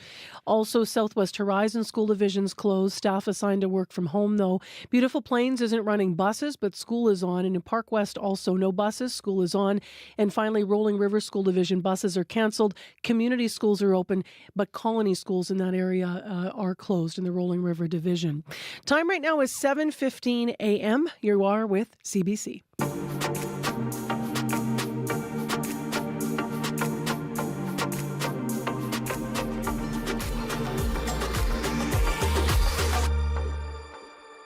$7:16 is the time right now on CBC, and we have business to take care of, and it is happy business on this challenging morning. We all need to smile, right? So let's tell everyone who has won tickets. The Current is live in Winnipeg next week. They're doing 2 shows here. One of them, a straight ahead live show focused on our community. The second one, a little different, a little special. West End Cultural Center. They're doing the show live from there on Tuesday night. It'll air Wednesday morning with special musical guest William Prince. So many of you entered. We have 2 pairs of tickets to give away. We had nearly 100 entries just yesterday during the show alone came in. So we did a random draw. These are the winners. Congratulations to Anne Ingalls, who wrote in she loves to walk the spirit trails in the Seine River. We asked you what you loved about Manitoba. Anne Ingalls, you'll be going to the Current live at the West End next Tuesday night. And Gord Boltby, Gord said loves the Forks, Fergie's Fish and Chips, and the time in the Common, spending time there in the Common. Eaten the fish and chips, presumably. So, Gord, you're going to the show as well. Anne and Gord, you've each won a pair of tickets. Congratulations. You're heading out to see the Current next Tuesday here in Winnipeg. It is right now 7:17 on 89.3 FM, 990 AM or on the app. And let's turn our attention to the budget. The City of Winnipeg has released a preliminary budget. They still have to vote on it. But there is just little time now before it's going to go to see if it's going to get passed or not, because now we're within weeks. Here's what it says. The property tax increase will hold steady, 3.5%. Fees, though, are going up, as Heather mentioned. So bus fares going up. Garbage collection will go up on average 5% with garbage collection, but then another 5% increase in 2025. City officials say the increases are needed. They have to catch up with inflation after the COVID-19 pandemic. We wanted to know how this is going to affect you in Winnipeg. We are having trouble reaching one of our guests this morning, but I'm happy to say that the other is here in studio. So we're going to talk to him about the budget. Rick Koss is semi-retired. He lives in North Kildonan, and he, as I mentioned, is with us. Hi, Rick. Good morning. So top line budget, what was your initial reaction? I'd give it a B+. I'm mostly really happy with it. I could nitpick some things, and there's 1 or 2, I guess, bigger gripes I have, but overall I'm pleased. I would have actually, one of the things I posted was I would have liked to have seen it going higher, which I know property taxes people will be screaming about, but I recognize that the mayor campaigned on 3.5%, and I give him credit for sticking to that because it's so rare with politicians. So that's good, but I really think I think it could have and should have been higher because we have years and years and years of catch-up, not just from COVID, but from all of the years of property freezes from prior, I'll say, incompetent mayors that allowed us to freeze property taxes for 13 years. Like, that's just ridiculous. And we're going to pay for that now. We knew it all along, but we're paying for it now. Some people this morning are reacting to the fact that, yes, property taxes held, while you're saying you would have been higher. Others are saying they were glad with the hold. But with all the fees, it's sort of almost like people are still paying more one way or the other. How do you feel about all the fees that are increasing? I actually like the fact that they spread them out over a lot of different areas. It means that they're not going to hit everybody. They'll hit everybody in some areas, but it's not going to be a blanket thing where every citizen's going to pay all those fees. I do have some questions. The garbage fee increase, I would have liked to have seen that tied maybe more to a usage kind of thing. For us, for instance, we often don't even put our garbage can out for collection because it's not worth it. There's not enough in it. So for people that are trying to reduce waste, they're paying the same fees as people that are putting out overflowing garbage cans. I mean, again, maybe that's a nitpicky thing, but I would have liked to have seen that happen. Transit fares, I looked last night even with the 10-cent transit fare, we are still the lowest single fare bus fare of any major city in the country. We're still the lowest. So yeah, maybe $3.35 hurts, but it's still, or $3.25, but it's still well at the bottom of the list. So I think we have to keep that in perspective. And our property taxes too, we're way down compared to almost every other major city in the country. So nobody likes increases, but they're necessary. What are your thoughts? I know that we mentioned you're semi-retired, so you're not taking little kids to the pool, unless you got grandkids. I'm not sure. I do, but they're old enough now to drive themselves. So I'm curious what your thoughts are on some of the decisions that were made around recreation. We are going to see some community pools, changing to, they're saying they're going to do splash pads, but effectively they're closing some pools. Yeah, and I'm really saddened for that. The reality is, though, that infrastructure is old. I mean, there are wading pools that are still operational that were around when I was a kid, and we're still using them. I'm in a process of rebuilding myself right now and having things replaced. So, of course, those pools are going to be out of date as well. And one of the things that they've said is that they have trouble staffing them. That is also an issue. The splash pads are a great idea. So I think swapping out wading pools for splash pads is a no-brainer. The pools themselves, I can see that that's going to be difficult. But I don't know that, again, other than increasing user fees to pay for them, where does the money come from to pay for those things? It's a big price tag. The road repair budget is down $18 million from 2023. I can hear in your voice you have an opinion about that. Yeah, well, that's one of the things that I would have downgraded the budget for, specifically because of that. And we've already seen it this spring. We're well into pothole season. And it's only February. With the kind of crazy weather we're having, it's going to get worse. And decreasing the road repair budget, that's a terrible price. Just not something that I think is even should be discretionary. There needs to be more money going into road repairs, not less. Were there winners and losers, so to speak, in Winnipeg, in your view, in this budget? Or do you think the city walked a good line in recognizing the income disparity that is growing in our city? Those that seem to be having more. This is globally, but also extends to Manitoba and Winnipeg here. And those who have less seem to be struggling more. How do you feel about how the city tried to walk the line? I think they had a really difficult task, and I think they did a really good job of balancing that by trying to spread it out.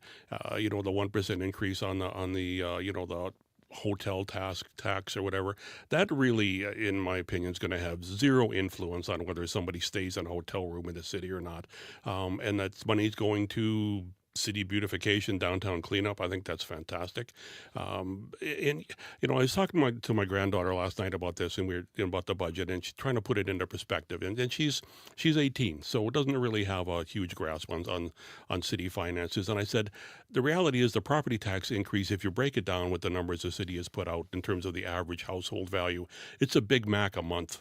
And she laughed at that. That's really a Big Mac a month. I would have liked to see them go for the fries and the Coke as well, and add some more to the coffers. So I don't know how much a Big Mac costs, but you might be right. $6.19. There you go. So an average Winnipeg homeowner can expect to pay $69 more a year. Yeah. So you're saying $6.19 a month would be a Big Mac a month.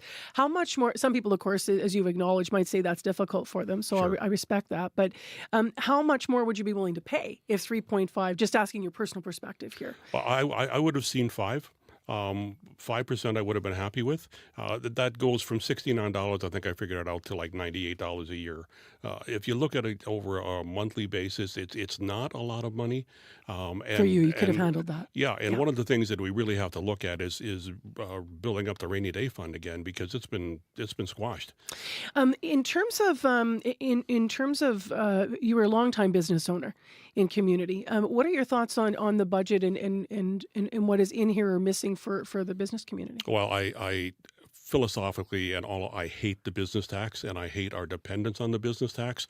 I realize that it contributes $60 million a year to the budget, but the business tax is something that to the business community has no return to us. It's just something that we pay. And most people think, every business can afford that. Well, no, that's not true. And secondly, I equate it to the fact that it'd be like the city taxing you because you have a job. You get nothing for it, but just because you happen to have a job, you're going to pay a tax. Just because we happen to be willing to take the risk and risk everything that we own to operate a business and create income or employment, for that we're subject to a tax. And I think it's the most unfair tax that we have in our system. And I would really love to see that get rid of that and replace it with something else. I know it means finding other revenue streams, and I understand that the city and the province are talking about that, and I think that's important.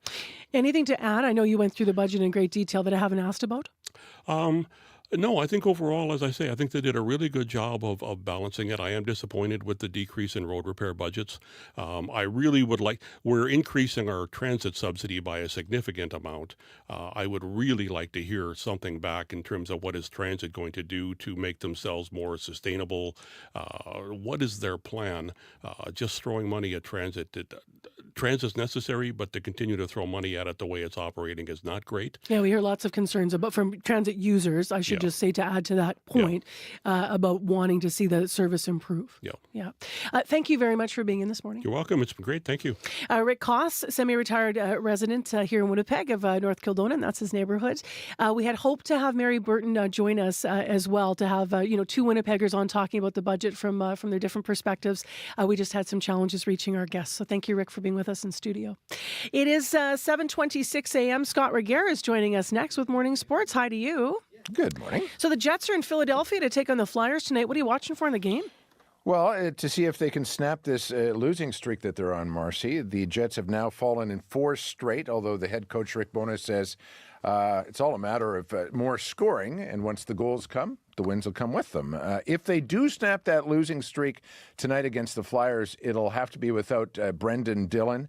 The NHL's Department of Player Safety announced yesterday that the veteran defender would be suspended for 3 games for an illegal hit to the head he delivered in the last game. In his place, then, is Logan Stanley, who will be drawing back into the lineup, Marcy, for the first time in almost 2 months. Stanley was asked what it is like having a place because of Dillon's suspension. It's better than him being hurt, right? You don't want to see your teammates get hurt, so we'll take that over an injury. But yeah, it's going to be nice to get into the lineup. I'm so happy that the team's doing well. Of course, I want to play more, as every player does. But yeah, we have a great team, and we're obviously winning games, and we've been healthy all year. So, that's something that's out of my control. In practice, Stanley was skating alongside Nate Schmidt on the bottom pairing, defensive pairing. Puck drop tonight, 6 o'clock against the Flyers. A lot of people on social media happy about Brady Oliveira being back with the Bombers. He spoke to media yesterday. What did he say?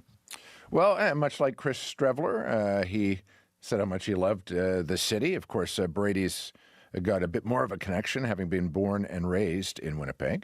There was some concern for Bombers fans, Marcy, that Oliveira might sign elsewhere, especially after he posted that note on social media last month that said, so where will I end up? With a thinking emoji beside a money bag emoji.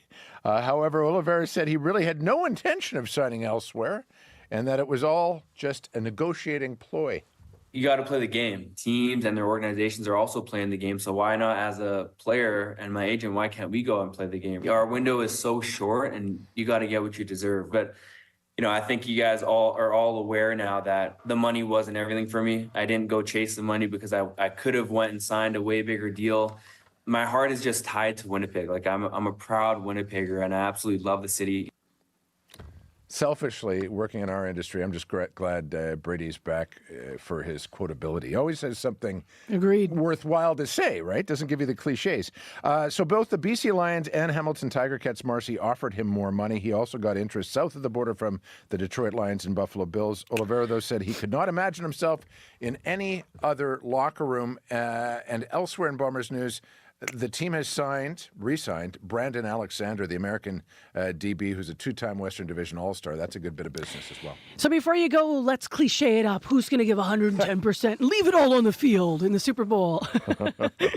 Well, before they give us those wonderful cliches on Sunday, they have some complaining to do. The San Francisco 49ers, Marcy, unhappy with their training facilities at the University of Nevada, Las Vegas. They say, some of them saying, that the turf is dangerously soft. Kansas City receiver Kadarius Toney, meanwhile, he's upset with his team for scratching him during the playoffs because of injuries he says he doesn't have. And here's this other group of people complaining. Canadian TV viewers, the 2024 Super Bowl marks yet another year where we will not get to see those glitzy American ads because of simultaneous substitution. We'll get the Canadian ads in their place. I mean, they weren't too bad last year, just way too repetitive. Yeah, that would be one complaint. But, it is there what is it the is. Football we can look forward to. We live in a better country. Wait, did I say that out loud? I can say that out loud. I can say that out loud. All right. I thought it, but didn't say it. So there you go. We're Canadian, man. If we can't be that, what can we be? All right. Thank you. You bet. Scott Regier. Let's go to our CBC Winnipeg News. This is CBC News. Good morning. I'm Heather Wells in Winnipeg. At 7:30, we've got some drizzle out there. It is 2 degrees in downtown Winnipeg. We do have a special weather statement for Winnipeg, Interlake, southeast Manitoba. This Colorado low is going to see this drizzle that we have now turn into snow and strong wind. Later this afternoon, our temperature will fall to -1 in western Manitoba. You still have snow now. That snow should end later this afternoon. Well, the city of Winnipeg plans to raise a wide range of fees this year to help it cover the cost of running the city. Yesterday's preliminary budget is going to keep property tax increase stuck at 3.5%. However, other fees are on their way up. Among them, garbage and recycling will go up, water and sewer rates will also go up, and there's a new 911 fee. Also going up, the cost of riding a bus in Winnipeg. CBC reporter Megan Ketchison right now is at a bus stop talking to people who do ride the bus. Megan, what are they saying? Well, I've been talking to people in their morning commute on the bus about that 10-cent a person increase in the transit fares that is proposed in the budget. And people are saying they just don't have any more to give, that it's already expensive to ride the bus. They're seeing increases every year, and they just don't know quite how they're going to do it. When the city has said that they plan to use some of that money to improve PEGO cards, meaning you can load them at home, and people I spoke to said, you know what, that's not enough of an incentive for that transit increase. Reporting live, Megan Ketchison, CBC News. Thanks so much, Megan. The city may also close several outdoor wading pools and replace them with splash pads for a savings of about $20 million. The draft budget has placed at least 20 wading pools on the chopping block, as well as 2 outdoor pools and 1 indoor pool. Among them, Happy Land Park Pool in St. Boniface. Teresa Quick at the South St. Boniface Residents Association hopes the city reconsiders. It's the only recreation that we have in that area, and the kids, like, I don't know what they would do, or even the adults. So I don't think the residents in the area and the surrounding areas are going to be very happy with this.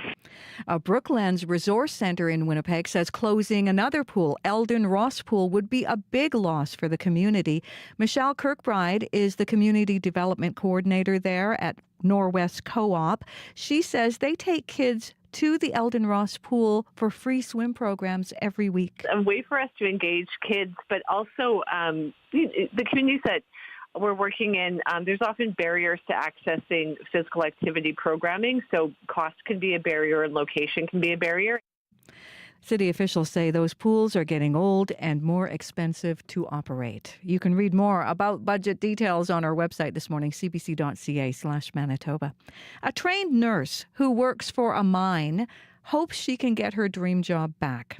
Monica Matera arrived in Manitoba from Germany 16 years ago.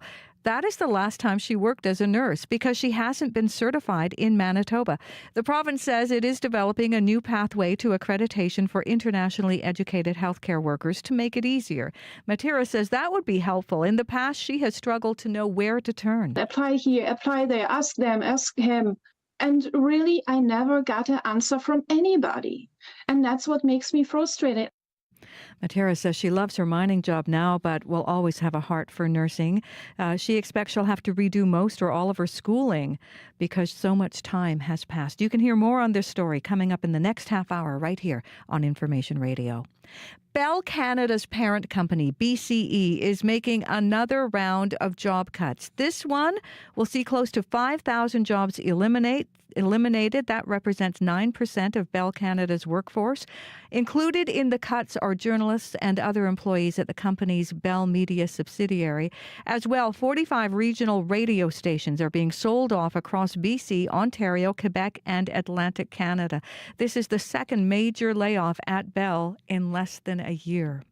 The federal government is hosting a summit today on auto theft. Global demand for stolen vehicles is huge. So that's the one real problem, and we can't control that. Detective Inspector Scott Wade with Ontario Provincial Police. He and other police officials are at today's summit, along with border agents, politicians, and representatives from the auto industry. The Trudeau government is hosting this event in response to the latest figures showing more than 90,000 vehicles are stolen every year in Canada. And police say most of the thefts are linked to organized crime, with a significant number of stolen vehicles ending up in countries across Africa and the Middle East. You can hear more on these stories coming up on World Report at 8, and you can find more Manitoba news at cbc.ca/Manitoba. Phew!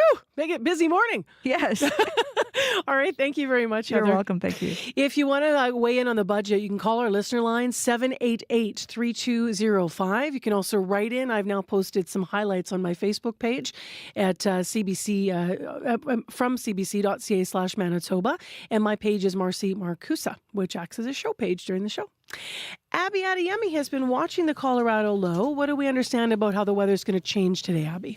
Southern Manitoba is feeling the impact of this Colorado low this morning. Snow has been falling since yesterday in western Manitoba. That snow will end this afternoon, close to the evening period. Brandon and Dauphin areas expect another 4 to 8 centimeters. And around Riding Mountain, the areas around that area will have the heaviest snow amount. And if we come back to Winnipeg and the Interlake and southeast region of Manitoba, this morning's drizzle will switch to snow this afternoon. We are going to be seeing about 5 to 10 millimeters of rain possible, and then followed by 2 to 6 centimeters of snow.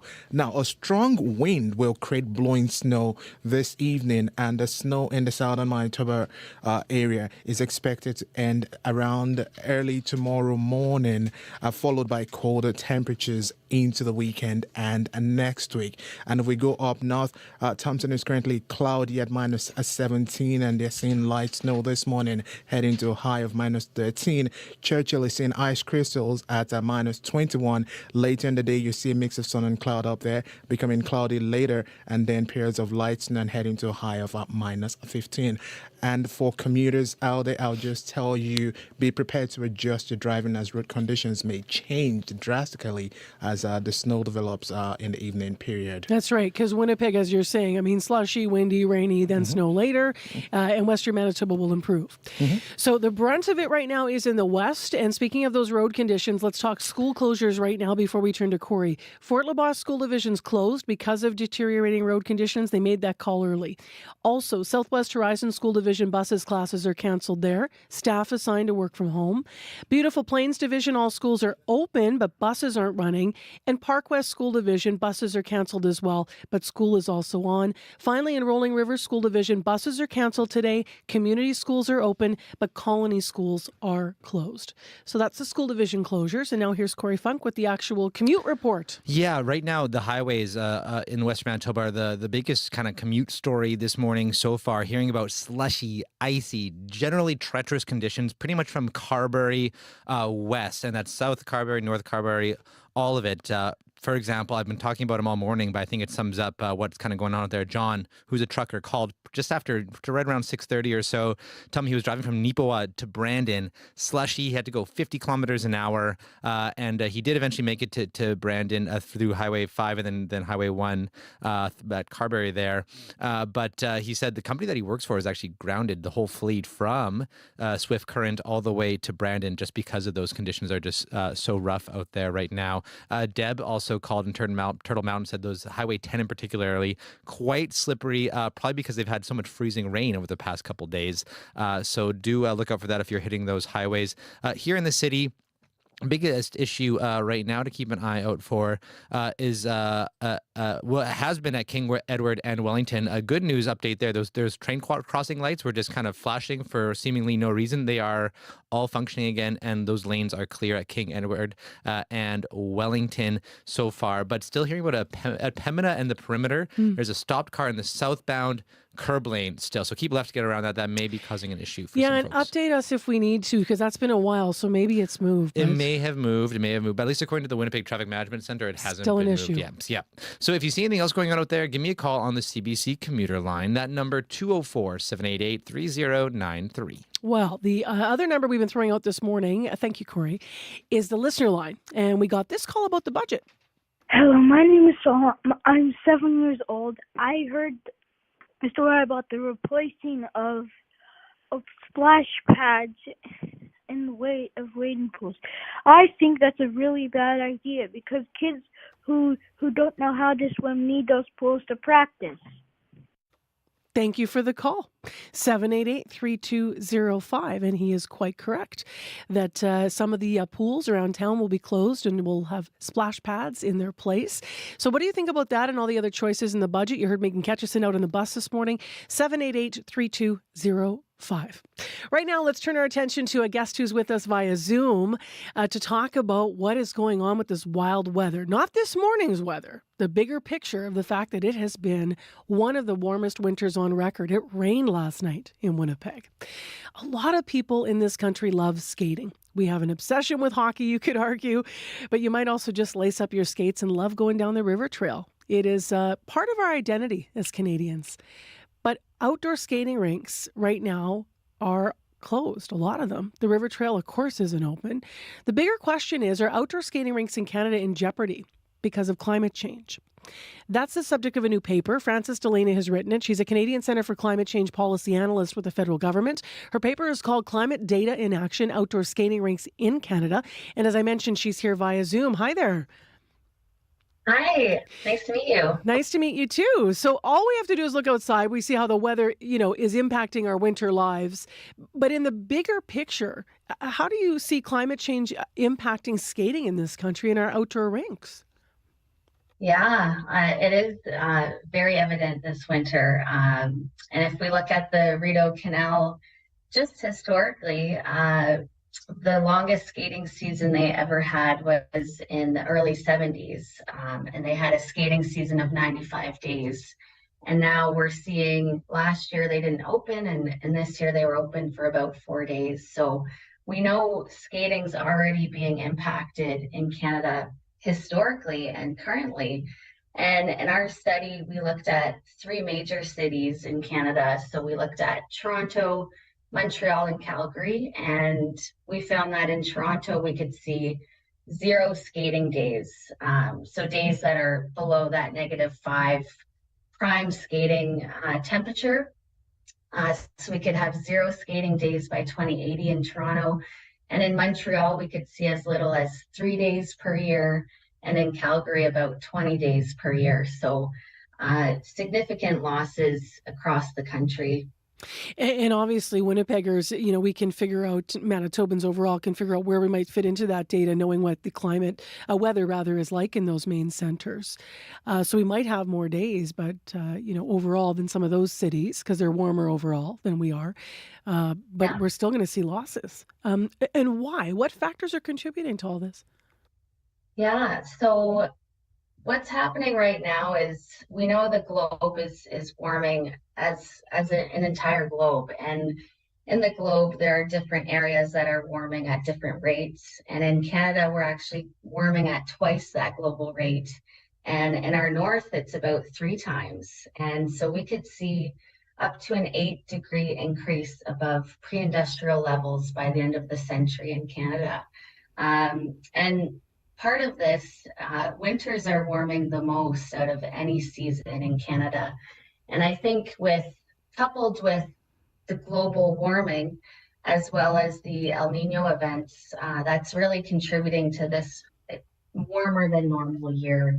And so when we have global warming, we're essentially tilting the playing field. So when we have those naturally occurring climate events, such as El Ninos, they are becoming more extreme with that tilt of the playing field.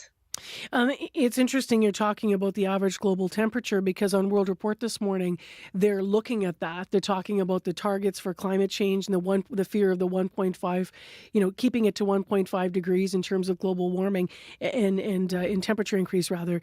And that's already happening. They're looking back at 2023. They're cautioning us to say this is temperature though data. It's not long-term climate change data. So to that end, what do you say to people who say, well, you know what? Yeah, we're worried, but it's just a weird year. You're mentioning El Nino and such. Why do you think people need to lean into this and look at it, in the long term, that it could be a big concern? Yeah. In the climate modeling world, we do model into those different scenarios. So if we significantly decrease our greenhouse gas emissions to whether we're going to accelerate. And in all of those different emissions scenarios, we are predicted to having a warmer globe by the end of the century. So it is extremely important to remember that the main cause of this is greenhouse gas emissions. So we do need to start cutting our greenhouse gas emissions, but we also need to start preparing for these impacts that we're seeing, such as shorter winters, as well as wildfires, flooding events, and things like this. Yeah, historic bad year for wildfires last year, as well as temperature. Can we avoid it at all? Losing our outdoor skating rinks and our trails? Yeah, I think there's a number of things skating operators and municipalities can do to preserve some of their ice. One way to do this would be to provide more shading of the ice and taking into consideration the angle of the sun hitting the ice. Another thing that would be a good adaptation mechanism would be to have dual use of your skating rinks. So having, for example, skating in the winter and then rollerblading in the summer, or splash pads, so we can still have that community gathering kind of cultural space that's important to Canadians. And I think as a last resort, municipalities will also have to consider whether or not they're going to be refrigerating their rinks into the future. I currently live in Toronto, and most of our rinks are refrigerated, but that is a very expensive endeavor. So it will become an important decision for municipalities in the future. It's all making me sad. I know yesterday on my social media, one of my colleagues, Emily Brass, posted a picture of a past winter where everyone was down on the river, around the fires and enjoying the trail, and no opportunity this year. So you're quite right to highlight that whether we know it or not, there's something about the fabric of our identities that's tied to the ice. Yeah, definitely. Appreciate you being on to tell us about your study this morning and your research. Thank you so much for joining us on CBC. Thank you so much.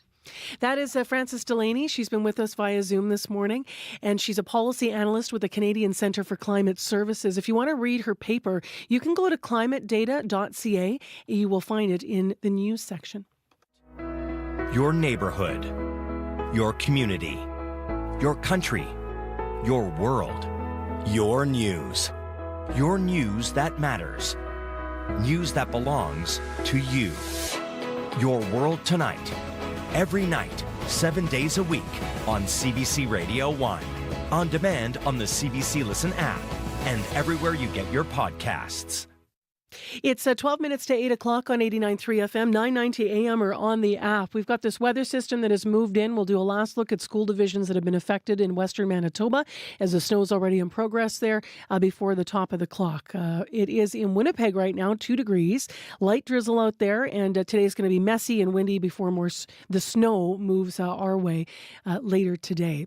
I want to mention what's coming up after 8 because it's part of an ongoing series we've been doing on youth violence. So youth charged with a crime go to youth court, but how does it work and how does it help rehabilitate violent young offenders? That is coming up as we look across the country at models in 2024 and what we look like here in Manitoba. So we've been looking at root causes so far. Now we're looking at legalities of violence in community and specifically youth, and also at the court processes. So that's coming up in our series after 8. Right now, as you've been hearing in the news, like other provinces, we have a big problem in Manitoba, getting internationally educated healthcare workers employed in their fields. There's plenty of jobs available, but many foreign-trained doctors, nurses, and other professionals are struggling to get licensed. The provincial government says they have a plan to try and fix that. So let's hear about it. The CBC's provincial affairs reporter, Ian Fraze, is in studio. Good morning. Thanks for having me. So tell us about the problem first. How big is it? Yeah, well, why don't we start with internationally educated nurses, or IENs, as an example. Labor and Immigration Minister Malaya Marcelino says that when it comes to them, there are hundreds and hundreds and hundreds, that's a quote, of these nurses who are waiting for accreditation. Now, we've heard time and again, a lack of nurses is one of the biggest things holding back our healthcare system in Manitoba. And right now, it can be hard for foreign-trained nurses to get accredited. We've been hearing this lots. We've talked about this on the show. This process is lengthy, it's expensive, and it's onerous. And some, frankly, give up. We hear about, nurses that are working retail jobs, right? They've just had enough. Monica Matera is a nurse with 6 years of schooling back in Germany. Now, she moved to Canada back in 2007. I spoke with her. She didn't want to apply right away. She needed to work on her English. So a few years later, when she felt she was ready, she applied, but she couldn't afford the registration fee. Ever since then, she's had moments where she struggled financially, but more than that, she hasn't known where to turn. She doesn't know how much schooling she may need. Nobody really gives her a straight answer. Apply here, apply there, ask them, ask him. And really, I never got an answer from anybody. And that's what makes me frustrated. And Manitoba, Canada, they want nurses, they need nurses. I saw that myself, that everybody in this country need nurses. But then help somebody like me. And that's not only me, there is so many nurses who are in my shoes. And I wish Canada can do something about that. Tell me more about the accreditation process. She's talking about it being confusing there. So right now, the accreditation process for nurses, what's it like? Yeah, so that's governed by the College of Registered Nurses of Manitoba. And as we just heard from Monica, it can be really hard. A lot of nurses end up having to take this clinical competence assessment. It's a days-long exam, and frankly, most people find out by the end of it that they need to do more schooling. Monica, in fact, didn't even get to that process. She just, doesn't even know really where to turn. There is actually lots of evidence that many Manitobans that are internationally trained aren't even bothering applying through the college's registration processes. In the first 10 months of 2023, just 7 internationally educated nurses got registered through Manitoba's college. But hundreds more nurses, both trained internationally and domestically, took an indirect path to getting registered. They got registered through another province, and then by law, because of labor mobility laws, Manitoba has to honor that decision. Marcelino says that's a problem if applicants find the path of least resistance is to go through another province. Why would you try when you know that you're going to fail? So that's how bad our accreditation system is as it relates to nursing. So they're not even trying anymore. Now, Manitoba's labor minister there, Malaya Marcelino, had even more biting words for the Nurses College. Manitoba currently, unfortunately, is, I want to say, the worst jurisdiction currently for accreditation for internationally educated nurses. So that is the hole that we're climbing out of, and we are going to do it. Wow, not mincing words there at all. Absolutely. The worst jurisdiction. How does the College of Registered Nurses respond to the minister's criticism? Yeah, so I did speak with them yesterday and told them exactly that comment that Malaya Marcelino had to say. And here's what Deb Elias, the CEO of the college, said. I think we definitely want to be seen in a better light than that. And we're doing the work to obtain a better reputation. We want to work with our internationally educated nurses and understand some of their experiences. And we've done some of that work in the past and continue to really sort of learn and get some opportunities out of learning what that experience is for an IEN and making some changes to address them. Now, some of those changes that she just referenced, the college has made in recent years as they've faced quite a bit of pressure, publicly and from governments, including the former PC government. It includes lowering the benchmark score for the English proficiency test, making that a bit easier. And some applicants are able to skip that difficult clinical competency assessment if they take a year-long nurse registry program instead. Now, one idea the college is considering now is actually to waive that clinical competence assessment in more cases, so more often. Here's Elias once again. I think especially if we're focusing on IENs who've lived in Manitoba for a period of time and haven't been engaged in the registration process, and depending on the amount of time that they've been out of practice, it may be difficult for them to go through an assessment like that. Now, that would be appreciated by a whole lot of internationally educated nurses, but at this point, no formal decision has been made. Now, you said the province has its own plan to address the challenges of accreditation for all internationally trained healthcare workers, so extending it beyond nurses. What is that plan? Yeah, so at this point, details are quite vague. There is no timeline. And as you point out, I know we've talked a lot about nurses here, but this goes beyond. This would be all internationally trained healthcare issues. Basically, the province would create a new path for these internationally trained healthcare workers who are already living in Manitoba. This pathway would not bypass the colleges, but it is hoped this new process, when it gets rolled out, will put more internationally trained healthcare workers on the job. The College of Nurses, they said they've spoken to the province about that and they are receptive to the idea. Now, earlier you introduced us to Monica Matera, who was working at a mine in Thompson. What does she think of the proposals? Well, she's crossing her fingers that this pathway will help people like her. But for her personally, she's not holding a whole lot of hope. She's just frustrated about governments and health officials not doing enough previous to this. Even still, she's found a mining job that she really likes. She loves Thompson and feels like she has a place in our province. I don't want to work anywhere else. I love the North, and the North need people like me. I love that she's found a place in our province. I think a lot of people listening this morning, though, knowing she's a nurse, would have hoped that place would have been as a nurse. So thanks for highlighting the challenges. Thanks for having me. That's Ian Frey, CBC Manitoba's provincial affairs reporter. If you want to read more in this story, please go to our website, cbc.ca/Manitoba. And if you're listening this morning and you're a healthcare worker or you're a nurse and you want to weigh in on what we've been talking about, and you've come here and you are unable to work in your profession especially, we'd love to know your story. 788-3205 is our general listener line number. And remember, from there we can reach out to you. And that's a number where you can also leave confidential messages as well. I'll just point out, if you have a story lead for us. Years ago in the province, they created an office, a position for someone to be able to streamline these things. That was like 15 years ago at least now. And here we are in 2024 with this need. So weigh in, cbc.ca/Manitoba is where you can find more on Ian's story.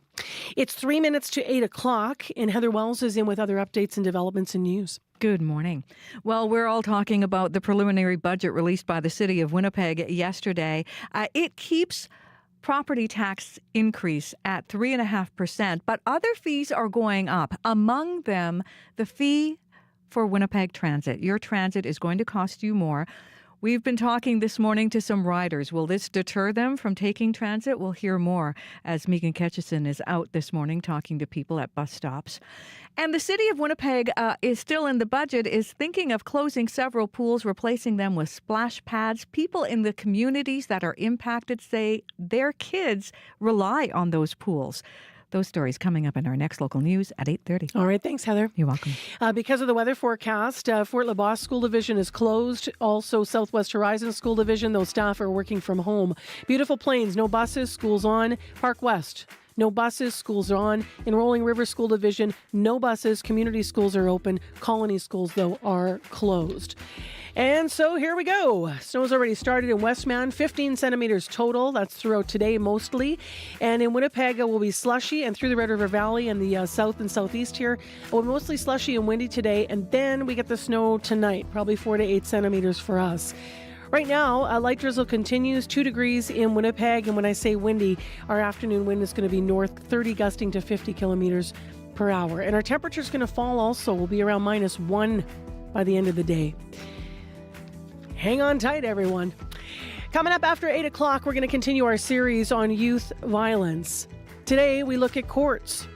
Youth charged with crime do go to youth court, but how does it work? How does it help rehabilitate violent young offenders? We'll hear that. We'll also hear how our court system here in this province is not the same as others across the country. Is there a best system? Stay tuned. On Cue with Tom Power. Cole Sprouse made his name as a child actor on shows like Friends 'Cause you guys were on a break. and The Sweet Life of Zack and Cody before retiring from acting. He returned on the show Riverdale, and now he's taking on his most challenging role yet, a zombie in the film Lisa Frankenstein. That's really weird, Lisa. That's coming up on Cue, followed by Commotion with Elamine Abdel Mahmoud on CBC Radio 1, the CBC Listen app, and everywhere you get your podcasts. The CBC News is next. Coming up in half an hour, it's The Current with Matt Galloway. Hockey culture is in the news once again this week with sexual assault charges against 4 NHL players. Hockey Night in Canada's Ron McLean is here to talk about the state of the sport and what needs to change in that culture. That's coming up on The Current.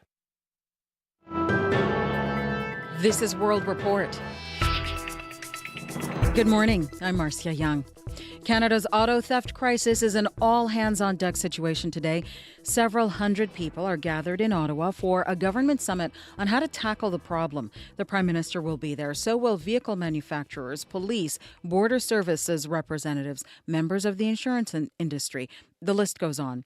Janice McGregor is watching from our parliamentary bureau. And Janice, we know roughly 90,000 cars are stolen each year in Canada. What are the possible solutions being discussed today? Well, the agenda suggests there's 2 big things they're working on here. The first, technology, specifically research on the best ways to deter auto theft in the first place. Our colleagues at Radio Canada are reporting this morning that the federal government wants to ban more computer hacking devices that would-be thieves at the moment can purchase over the counter. This equipment has legal uses in Canada, but it can also do things like clone car key signals. Car makers are part of this summit, but they don't want all the conversation to be about redesigning vehicles to make them harder to steal. They also want the government to focus on law enforcement and securities at rail yards and at the ports. That's going to be the focus of the second session this afternoon. In a letter ahead of the summit, Premier Doug Ford's Ontario government was echoing opposition leader Pierre Poilievre's call for stiffer jail sentences for car thieves. But Justice Minister Uri Ferrani says these Conservatives are focusing on the wrong things. What isn't helpful is when you have slogans and also proposing redundant changes to the criminal code. There's already lots of tools that exist. We're looking to implement action. Public Safety Minister Dominic LeBon announced another $28 million to, in his words, bolster the CBSA yesterday. He also shot back at Poilievre's claim that security's been too lax at the border. He stood at the Port of Montreal and talked about investing in the Canada Border Services Agency after his government cut 1,000 officers that were doing this exact kind of work and planned to cut another 400. And speaking of ports, CBC News is reporting the Border Services Agency is struggling to get inspectors trained. Tell us about that. That's right. An audit newly posted online shows that actually none of the investigators working in the border agency's $35 million criminal investigations program had actually completed a full set of its required courses. Fewer than half of the investigators had even completed the introductory course. And that, the audit said, could be negatively impacting the quality of investigations required for effective criminal prosecutions. Thank you, Janice. You're welcome. The CBC's Janice McGregor reporting from Ottawa. BCE says it is cutting 9% of its workforce, or about 4,800 jobs. That includes journalists and other workers at Bell Media. The company is also selling off 45 radio stations in BC, Ontario, Quebec, and Atlantic Canada. BCE says it has to rein in spending in response to the federal telecom regulations. CRTC hearings are being held next week to review the rates BCE charges smaller internet competitors for network access. Millions of people across Pakistan are voting today in a parliamentary election. Supporters of Nawaz Sharif cheer as he arrives to cast his ballot in Lahore. The former prime minister is the frontrunner in the contest. At least 9 people have been killed in election day violence. Officials have shut down much of the communication across the country because of security concerns. Salima Shivji has more from Islamabad. At a small one-room hut in rural Punjab province, a group of women line up patiently to cast their ballots in a controversial election that analysts have called the least credible in years. A steady stream of voters, with many saying their vote had to count, that things had to change in Pakistan. I have faith in democracy, 51-year-old Nasir Mahmood says, holding up his ink-stained thumb after voting. Only it doesn't really exist fully in Pakistan, he says. Others across the country complained it was harder to vote and to confirm by text message what polling station to go to after authorities cut off internet access nationwide. Mobile calls and data services suspended, with Wi-Fi still working. A move that digital rights groups call inherently undemocratic. Pakistan's Interior Ministry justified the tactic in a statement, calling it necessary to maintain law and order. The statement says precious lives have been lost in recent attacks. That includes 2 bombings targeting election offices on the eve of the vote in Pakistan's restive Balochistan province that killed at least 28 people. Pakistani authorities have blocked the internet in the past to control information, but a shutdown of this scale is unprecedented, particularly during an election that observers say is already problematic. Salima Shivji, CBC News, Islamabad.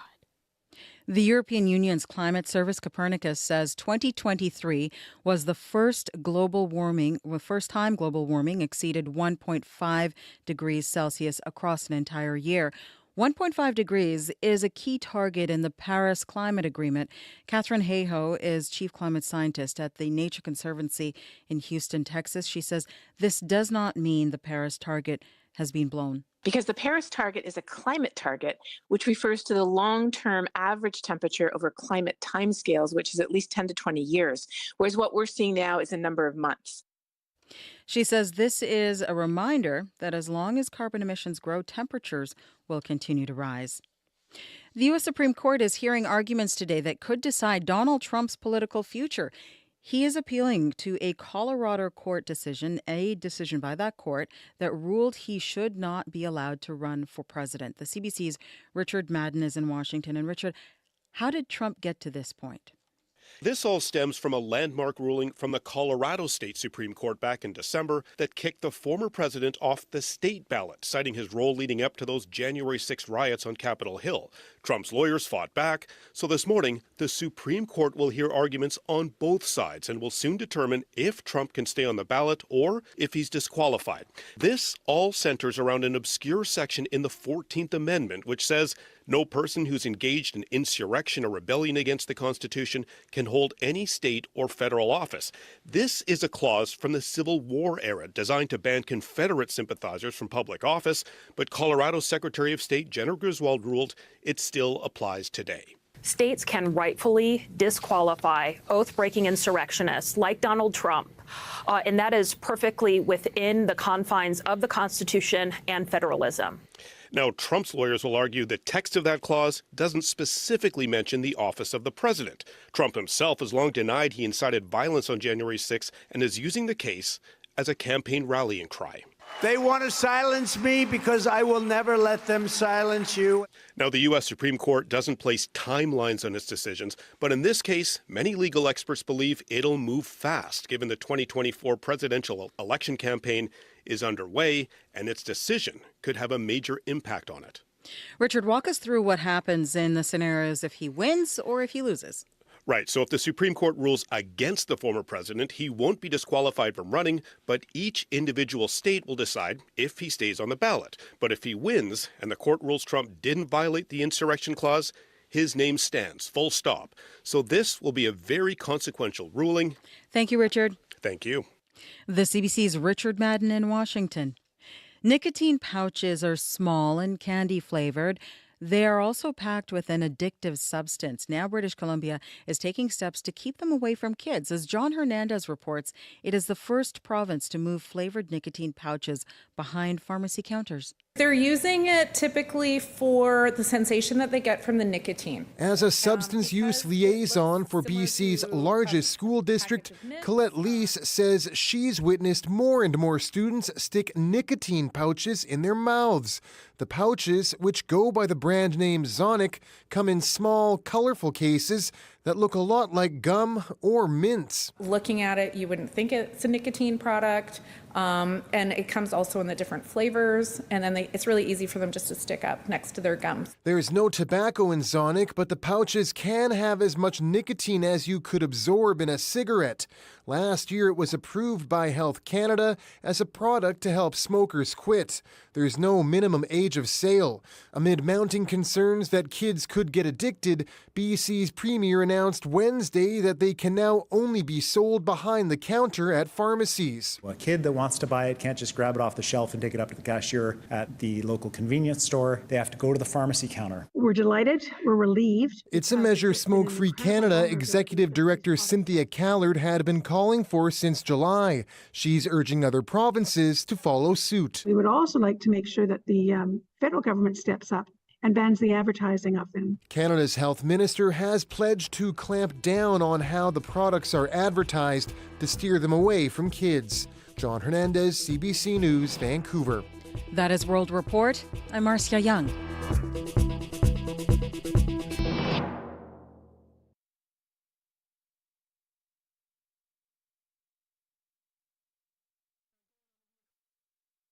Winnipeg, hoods are up, and I can see some raindrops in the puddles.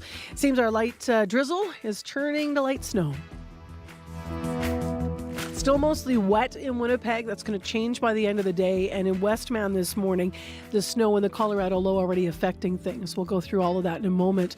I'm Marcy Marcusa. This is Information Radio. You're on CBC 89.3 FM, 990 AM, on the app or on YouTube. Thanks for joining us. This half hour on the program, our ongoing series about youth violence continues. Today, we are going to look beyond root causes of violence, which is something we've been exploring in this series so far. Today, we're going to look at the justice system and take you inside the courts. Youth charged with a crime go to youth court. But how does it work in 2024? And how does it help rehabilitate violent young offenders? We'll have a look at that. We'll also be comparing it to other places in the country, so stay tuned. Right now, let's go to Heather Wells for developing news this morning. Hi there. Good morning. Well, while property tax increase in the city of Winnipeg is being maintained at 3.5% as part of yesterday's preliminary budget, other fees are going up. Water and waste, garbage and recycling collection, and riding a city bus. We're going to hear from some transit riders coming up. And the Manitoba government's developing a new pathway to accreditation for internationally educated healthcare workers. There are a few details, but our labor minister says it will make getting accreditation easier. She says the nursing college just wasn't doing enough to accredit internationally trained nurses. We'll hear more in our next local news at 8:30. Thank you, Heather. You're welcome. Here are the school divisions one final time that are closed because of the weather system Abby's about to talk about. Fort LaBois School Division is closed. Southwest Horizon's closed, but staff are working from home. In addition, Beautiful Plains School Division, no buses, but schools on. Same with Park West, no buses, schools on. And in Rolling River, finally, buses are canceled. Community schools are open, though, but colony schools are closed. So there's where we're at. Abby Adeyemi, the forecast now. Current temp in Winnipeg, 2 degrees with light drizzle, so you need to take it easy on the road and sidewalks. Manitoba is actually feeling the impact of a Colorado low this morning. The snow has been falling since yesterday in western Manitoba, and that snow will end this afternoon into the evening period. Brandon and Dauphin areas expect another 4 to 8 centimeters, and areas around the Riding Mountain region will see the heaviest amount of snow today into tomorrow. Winnipeg, the Interlake, the Red River Valley, and southeast Manitoba. This morning's drizzle will switch around noon to snow, and you'll be seeing but for that drizzle, expect about 5 to 10 millimeters of rain possible, then followed by 2 to 6 centimeters of snow. Now, a strong wind that's from the north will create blowing snow this evening. Snow in southern Manitoba is expected to end tomorrow morning, followed by colder temperatures into the weekend and, of course, next week. Now, with the drizzle transitioning into periods of snow this afternoon, the wind will be a factor that you really need to take into consideration around noon. But right now, Winnipeg is at 2. Yeah, it's going to be messy today. Yes, really. Windshield wipers deployed. Yeah, absolutely. Mm-hmm. All right, let's get into what's happening in the commute this morning. Yeah. Corey, anything to report? Yeah, messy is, I guess, almost an understatement, especially if you're on the highways in western Manitoba right now. I heard from a few people just about slushy, icy conditions, pretty much from Carberry west, whether you're in Nipowa, Brandon, all the way down to the border in the Turtle Mountain region as well, which have seen a lot of freezing rain lately. So icy, slippery conditions. Some people saying they're going as low as 50 kilometers an hour just to kind of stay safe on the highway. So just be really careful, essentially. Very treacherous conditions on all the highways pretty much in western Manitoba right now, including Highway 1. If you have any other updates for me, do give me a call on the CBC commuter line. That number 204-788-3093.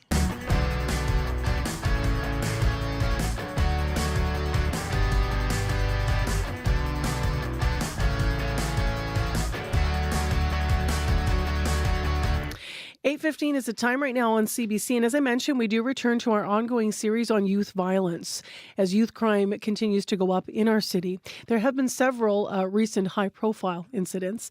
We had the stabbing death of a 14-year-old girl just in December, allegedly by a then 17-year-old, now charged with second-degree murder.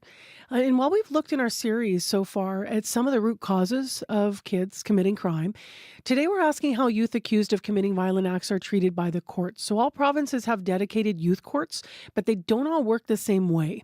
I recently had a Zoom conversation with Nicholas Bala about this. He's a law professor at Queen's University who has studied youth court in Canada. It's nice to be with you. To start with, what is the Manitoba model of youth court? So we have national legislation, the Youth Criminal Justice Act, that deals with young people, those 12 to the 18th birthday, in a different way from adults. Different legal regime, different custody facilities, different detention facilities.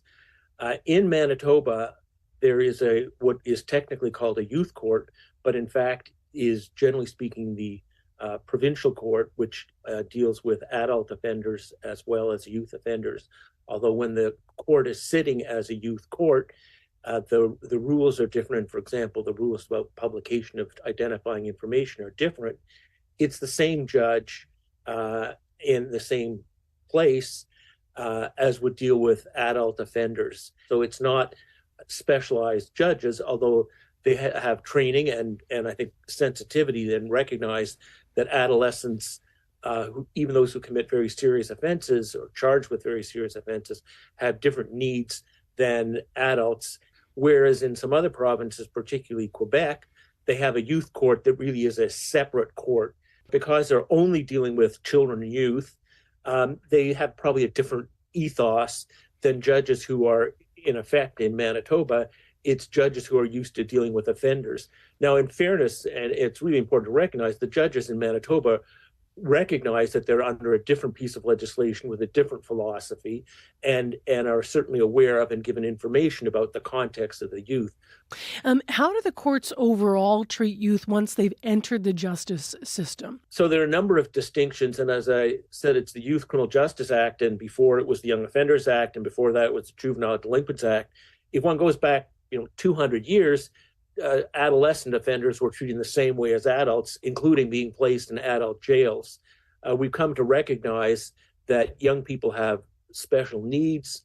They have limited accountability, limited understanding. And for example, in the case that you've been talking about to some extent, a 17-year-old may be physically fully developed, and some people might say, well, he should be treated as an adult. But we now know the brain of a 17-year-old is not the same as the brain of a 24-year-old. And in fact, the part of the brain that deals with planning, that deals with executive functioning, that can foresee consequences of acts, is the last part to develop. So 17-year-olds are, if you want, irresponsible, often brutal. They can commit, in some cases, very serious offenses. But our philosophy in Canada and most countries is not to treat adolescents in the same way as adults. They're not fully accountable. It doesn't mean they're accountable. They're not accountable at all. Quite to the contrary, they are accountable. But lesser sentences, typically, or potential for lesser sentences, and separate treatment. They're also more amenable to rehabilitation than adult offenders. So we have special detention, different rules about statements to the police, different provisions around diversion from the courts, different sentencing principles, and youth who are placed in custody are placed in separate facilities from adults with different kinds of programming. You have said before that youth are not good criminals. What do you mean by that? They can certainly commit very violent offenses, but they're rarely planned. They certainly sometimes are, but often they're spontaneous. And then they leave a lot of evidence. There are many really tragic cases where a young person kills somebody and then immediately phones their friends and texts them sends them a picture of the body and so on. So they're usually relatively easy to apprehend compared to adult offenders. Indigenous youth, we know, are overrepresented in the criminal justice system. How does youth court address that? They're certainly overrepresented in the child welfare system in Manitoba, in the youth justice system, and there is, as with adults, a special recognition of their vulnerability, if you want, the fact that they are from communities that have historically been subject to colonization and have enormous social, economic challenges. I mean, one of the tragedies is that most often the victims of Indigenous young offenders are other Indigenous young people. So there's a whole community aspect to this. But the courts recognize this in sentencing, but it does not mean 17-year-olds who commit homicide in Canada, in particular in Manitoba, often, although they're tried under the Youth Criminal Justice Act in what is technically a youth court, they may receive an adult sentence. And indeed, it's possible, and not infrequently occurs, that if there's a conviction of second-degree murder, that there will be a life imprisonment, but earlier parole eligibility than an adult offender, again, reflecting the limited accountability, as we say, diminished moral responsibility of adolescent offenders. Now, we looked at the statistics around how many youth found guilty of a crime are held in custody, and the number's actually low. What are all of the ways that a youth, though, might face consequences instead, like alternate consequences? So there's a range of sentences. Can this situation be dealt with in the community? Because one of the concerns is that once a young person is placed in custody, they may be, the toughest kid in their community. Say, okay, let's send them off to custody. And they get there, and there are a bunch of other, kids who've committed very serious offenses. And when they get out, other parents saying, don't hang out with that kid. He's been in youth custody. He's a bad kid. And the only other people they can hang around with who are their friends are the people they met in custody. So although there is a real effort to rehabilitate young offenders, and we do a better job with young offenders than we do with adults, once somebody's a young person in custody, it's also a bit of a recruitment ground for gangs. So trying to either divert at the front end, so to say, yes, you've committed an offense, the police are here, but we're not going to send you to court. We're going to have some form of alternative measures in the community-based. Or even if you go to youth court and you're found guilty, an emphasis on probation with various kinds of supervision, attempts to program with them and their community and their families to try to rehabilitate them. So it's too simplistic, if I may interject in what you're saying here. If somebody looks at this and they say, well, they've been found guilty of a crime, why aren't they in custody? That's the problem with the system. You're saying it's far more complicated than that. And in fact, if they are put into the system in the wrong way, the hopes of rehabilitation might be lost. Yes, exactly. And in fact, it increases the danger to the community. the appropriate treatment of young people is critical to the long-term safety of society. Is there a model that works best? So although the court is important, it's the relationship between the court and various services in custody, pretrial custody, mental health services.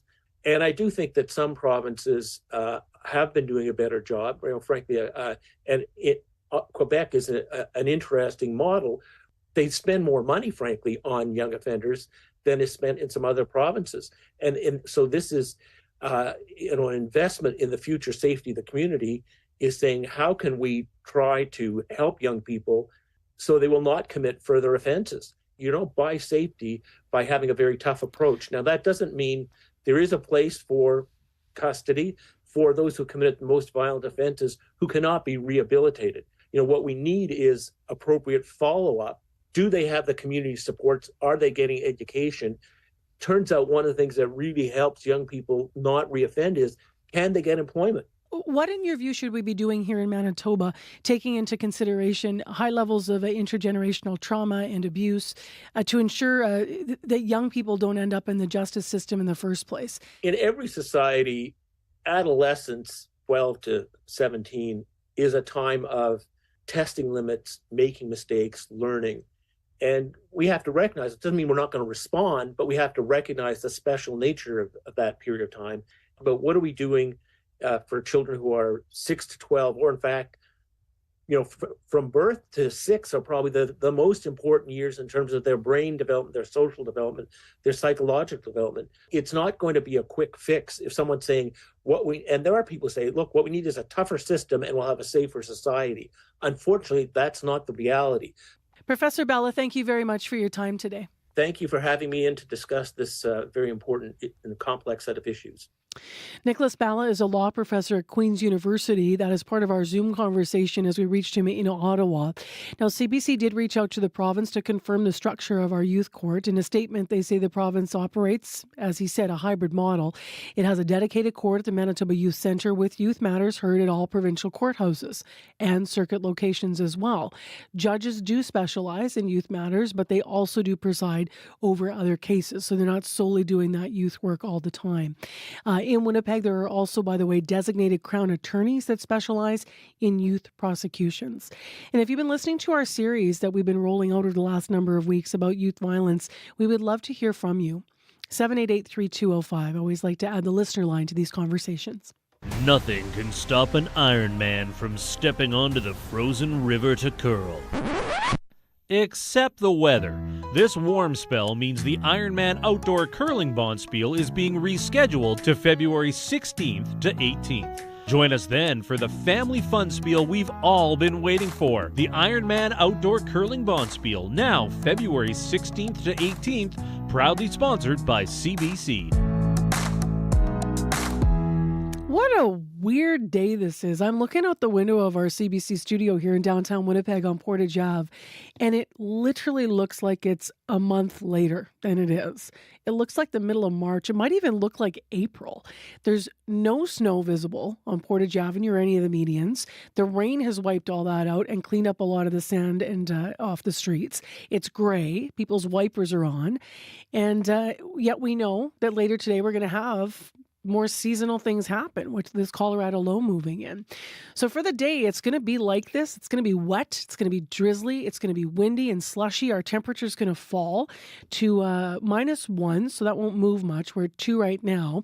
And then tonight, that snow that's been moving from the west is coming here. So periods of light snow to start, windy for tomorrow and a high of -8. The blowing snow and all the snow accumulation amounts for Winnipeg, probably between 2 and 6 centimeters. We'll see if it pushes beyond that. Westman, different situation. You've already been, experiencing this morning, but probably about 15 centimeters in the highest areas that are getting this Colorado low. The drive, not great. Especially in Western Manitoba, including Highway 1. So please be careful out there. Call us if you need any updates. The traffic line is 788-3093. Well, the other thing we've been talking about a lot this morning beyond the weather system has been the budget, the city budget out yesterday. One of the lines in the budget talks about some pools that will be closing, and they have promised to put waiting pads, splash pads is the word I'm looking for, in place of the pools that they're going to be closing in Winnipeg. But we got a call from someone to weigh in on this. Hi there. My name is Lancelot Kaur. I live in Norwood Flats here in the city, and I just wanted to make a comment regarding the closure of the public facilities, the pools in particular. I think that this is incredibly short-sighted and is highly problematic in a number of ways. In really, there's so many few public facilities that allow people to enjoy access to these kinds of facilities for free around the city. The pools are just one. There's concern about that. Specifically, it's a vital basic skill set that a lot of children need to learn, especially for many families that are coming from around the world who maybe don't have access to pools and to swimming. Climate change is obviously upon us, and we need places where people in the city can go and cool down for free, so that everybody can actually take part and actually become comfortable when the temperatures are rising so much. I personally live in Norwood Flats, and we had a pool previously for many, many years. It was taken away 5 years ago, and we also had the same consequence with us, and we were promised a splash pad, and there was a lot of protest in the community. It brought us together, but none of those calls were heard. And since then, we've never gotten a splash pad. They've grassed over the area, and there actually has not been anything or follow-up that we're aware of for it. So 5 years later, there's nothing to show for it. Thank you for calling the listener line. We did look back at our reporting on the Norwood Pool closure, and it was, in fact, 2019, as was said 5 years ago. Then City Asset Manager Ken McKim shared that a new pool on the same site would have cost $4 million to $6 million.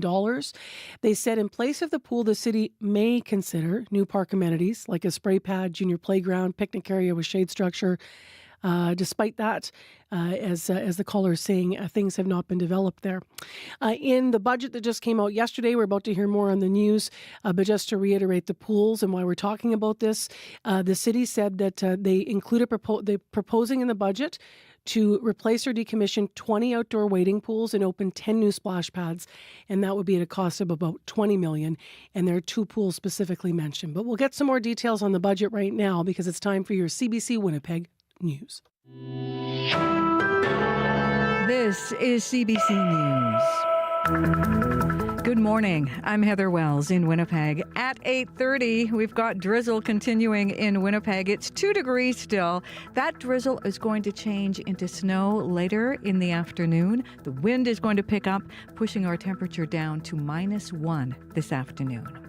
Well, breaking down the numbers, the City of Winnipeg's preliminary budget maintains the property tax increase at 3.5%, about $69 more for the average Winnipeg homeowner. The budget, released yesterday, also increases fees for garbage collection, water and waste, and introduces a monthly 911 fee to phone bills starting in July. Now, among fees Winnipeggers will pay more for, according to this budget, is transit. CBC reporter Megan Ketchison has been talking to bus riders this morning and brings us their reaction to paying more. Megan? Yes, I've been speaking to a few of these people, and right now the adult fare for transit rider is $3.25.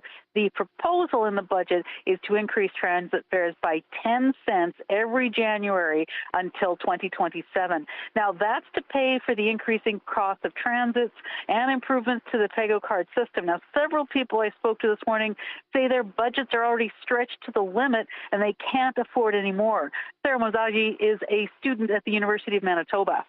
That's a lot because that'll be me going to uni for the next 4 years. So it'll be like with me every single, because I have to take the bus in the morning and then in the afternoon and then every single day I'm taking the bus more than 4 times. So that's a lot if it adds up. Another woman I spoke with says her wages aren't going up, and she's not sure she'll find the extra money to take the bus to get to work. Now, one man I spoke to did say he is okay with the increases. He says if the city does what it says to improve the PEGO cards and allow you to load them from home and then increase transit routes to other areas that aren't well served, it's worth the jump in fares. Now, the cost of the low-income Win Pass will be frozen for 2024. Reporting live, Megan Ketchison, CBC News. Thanks so much, Megan. The city of Winnipeg is planning, as we've been telling you, to close several pools and replace them with splash pads. The city's draft budget includes a plan to close up to 20 outdoor wading pools over the next few years for a savings of about $20 million. 3 other pools in the city are slated to close, including Happyland Park Pool in St. Boniface. And that doesn't sit well with Teresa Quick in the South St. Boniface Residents Association. We have been asking the councillor and the city to put money aside for this pool for years. We have nothing to replace it. It's an outdoor pool. This is where the kids go to learn to swim. It needs to be fixed. Winnipeg's Brooklands neighborhood may lose its pool. Norwest Co-op takes kids to Eldon Ross Pool for free swim programs every week. Michelle Kirkbride is the center's community development coordinator. I know that probably this decision for them didn't come easy, but that being said, we also know that this will be a huge loss for this community. It's a community that has few services in it already. If the pool closes, Kirkbride plans to push the city to increase other programs and services at the nearby community center. A trained nurse who works for a mine hopes she can get her dream job back. Monica Matera arrived in Manitoba from Germany 16 years ago. That's the last time she worked as a nurse because she's not certified in Manitoba. The province says it is developing a new pathway to accreditation for internationally trained healthcare workers. Matera says that would be helpful. In the past, she has struggled to know where to turn. Apply here, apply there, ask them, ask him. And really, I never got an answer from anybody. And that's what makes me frustrated. Matera says she loves her mining job now, but she'll always have a heart for nursing. Bell Canada's parent company, BCE, is making another round of job cuts. This one will see close to 5,000 jobs eliminated, representing 9% of Bell Canada's workforce. Included in the cuts are journalists and other employees at the company's Bell Media subsidiary. As well, 45 regional radio stations are being sold off across BC, Ontario, Quebec, and Atlantic Canada.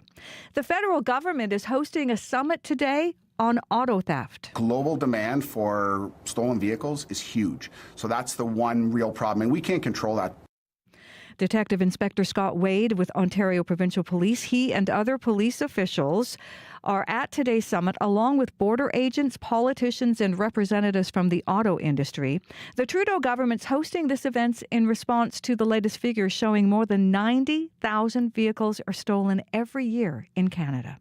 You can find more news updated throughout the day. All you have to do is head to cbc.ca/Manitoba. Thank you, Heather. You're welcome. And big thanks to the news department this morning, to Heather and Megan. And I know that Alana Cole is out there as well. So thank you guys for all your work. Let's get into a final look at what's happening in the forecast. Abby. The impact of that Colorado low is being felt in southern Manitoba this morning. And if we go to the western part, snow has been falling since yesterday. And that snow is going to end this afternoon into the evening period. Brandon and Dauphin areas expect another 4 to 8 centimeters, and areas around Riding Mountain will have the heaviest amount of snow. In Winnipeg, the Interlake, the Red River Valley, and southeast Manitoba, this morning's drizzle is going to switch to snow this afternoon, followed by 2 centimeters of snow, and a strong north wind will create blowing winds and snow in the evening. So you need to be very careful on the road. But right now, Winnipeg is at 2 degrees. All right. Thanks, Abby. You're welcome. And Corey, anything left to update? Yeah, poor conditions, of course, as you can imagine, on the highways in western Manitoba, including Highway number 1. So be careful if you're hitting those highways. 50 kilometers an hour, they heard some people had to go. Here in the city, Janessa and someone else called northbound Watt at Talbot. There is emergency vehicles in the curb lane. Lots of emergency vehicles. Keep left to get around that. I hope nothing too serious happened there. All right, thank you. No problem. Thanks to our live team, Brad Lillies, as well as Corey Funk and Abby Adiyemi. Big thanks to our leaders in unit, Nellie Gonzalez and Leif Larson, and all of our hardworking associate producers as well, who, of course, all one big team getting the shows on air to you. Speaking of shows, Radio Noon's up at noon, up to speed from 3 to 6. Hopefully you can stay with us here locally on CBC. But next, The Current.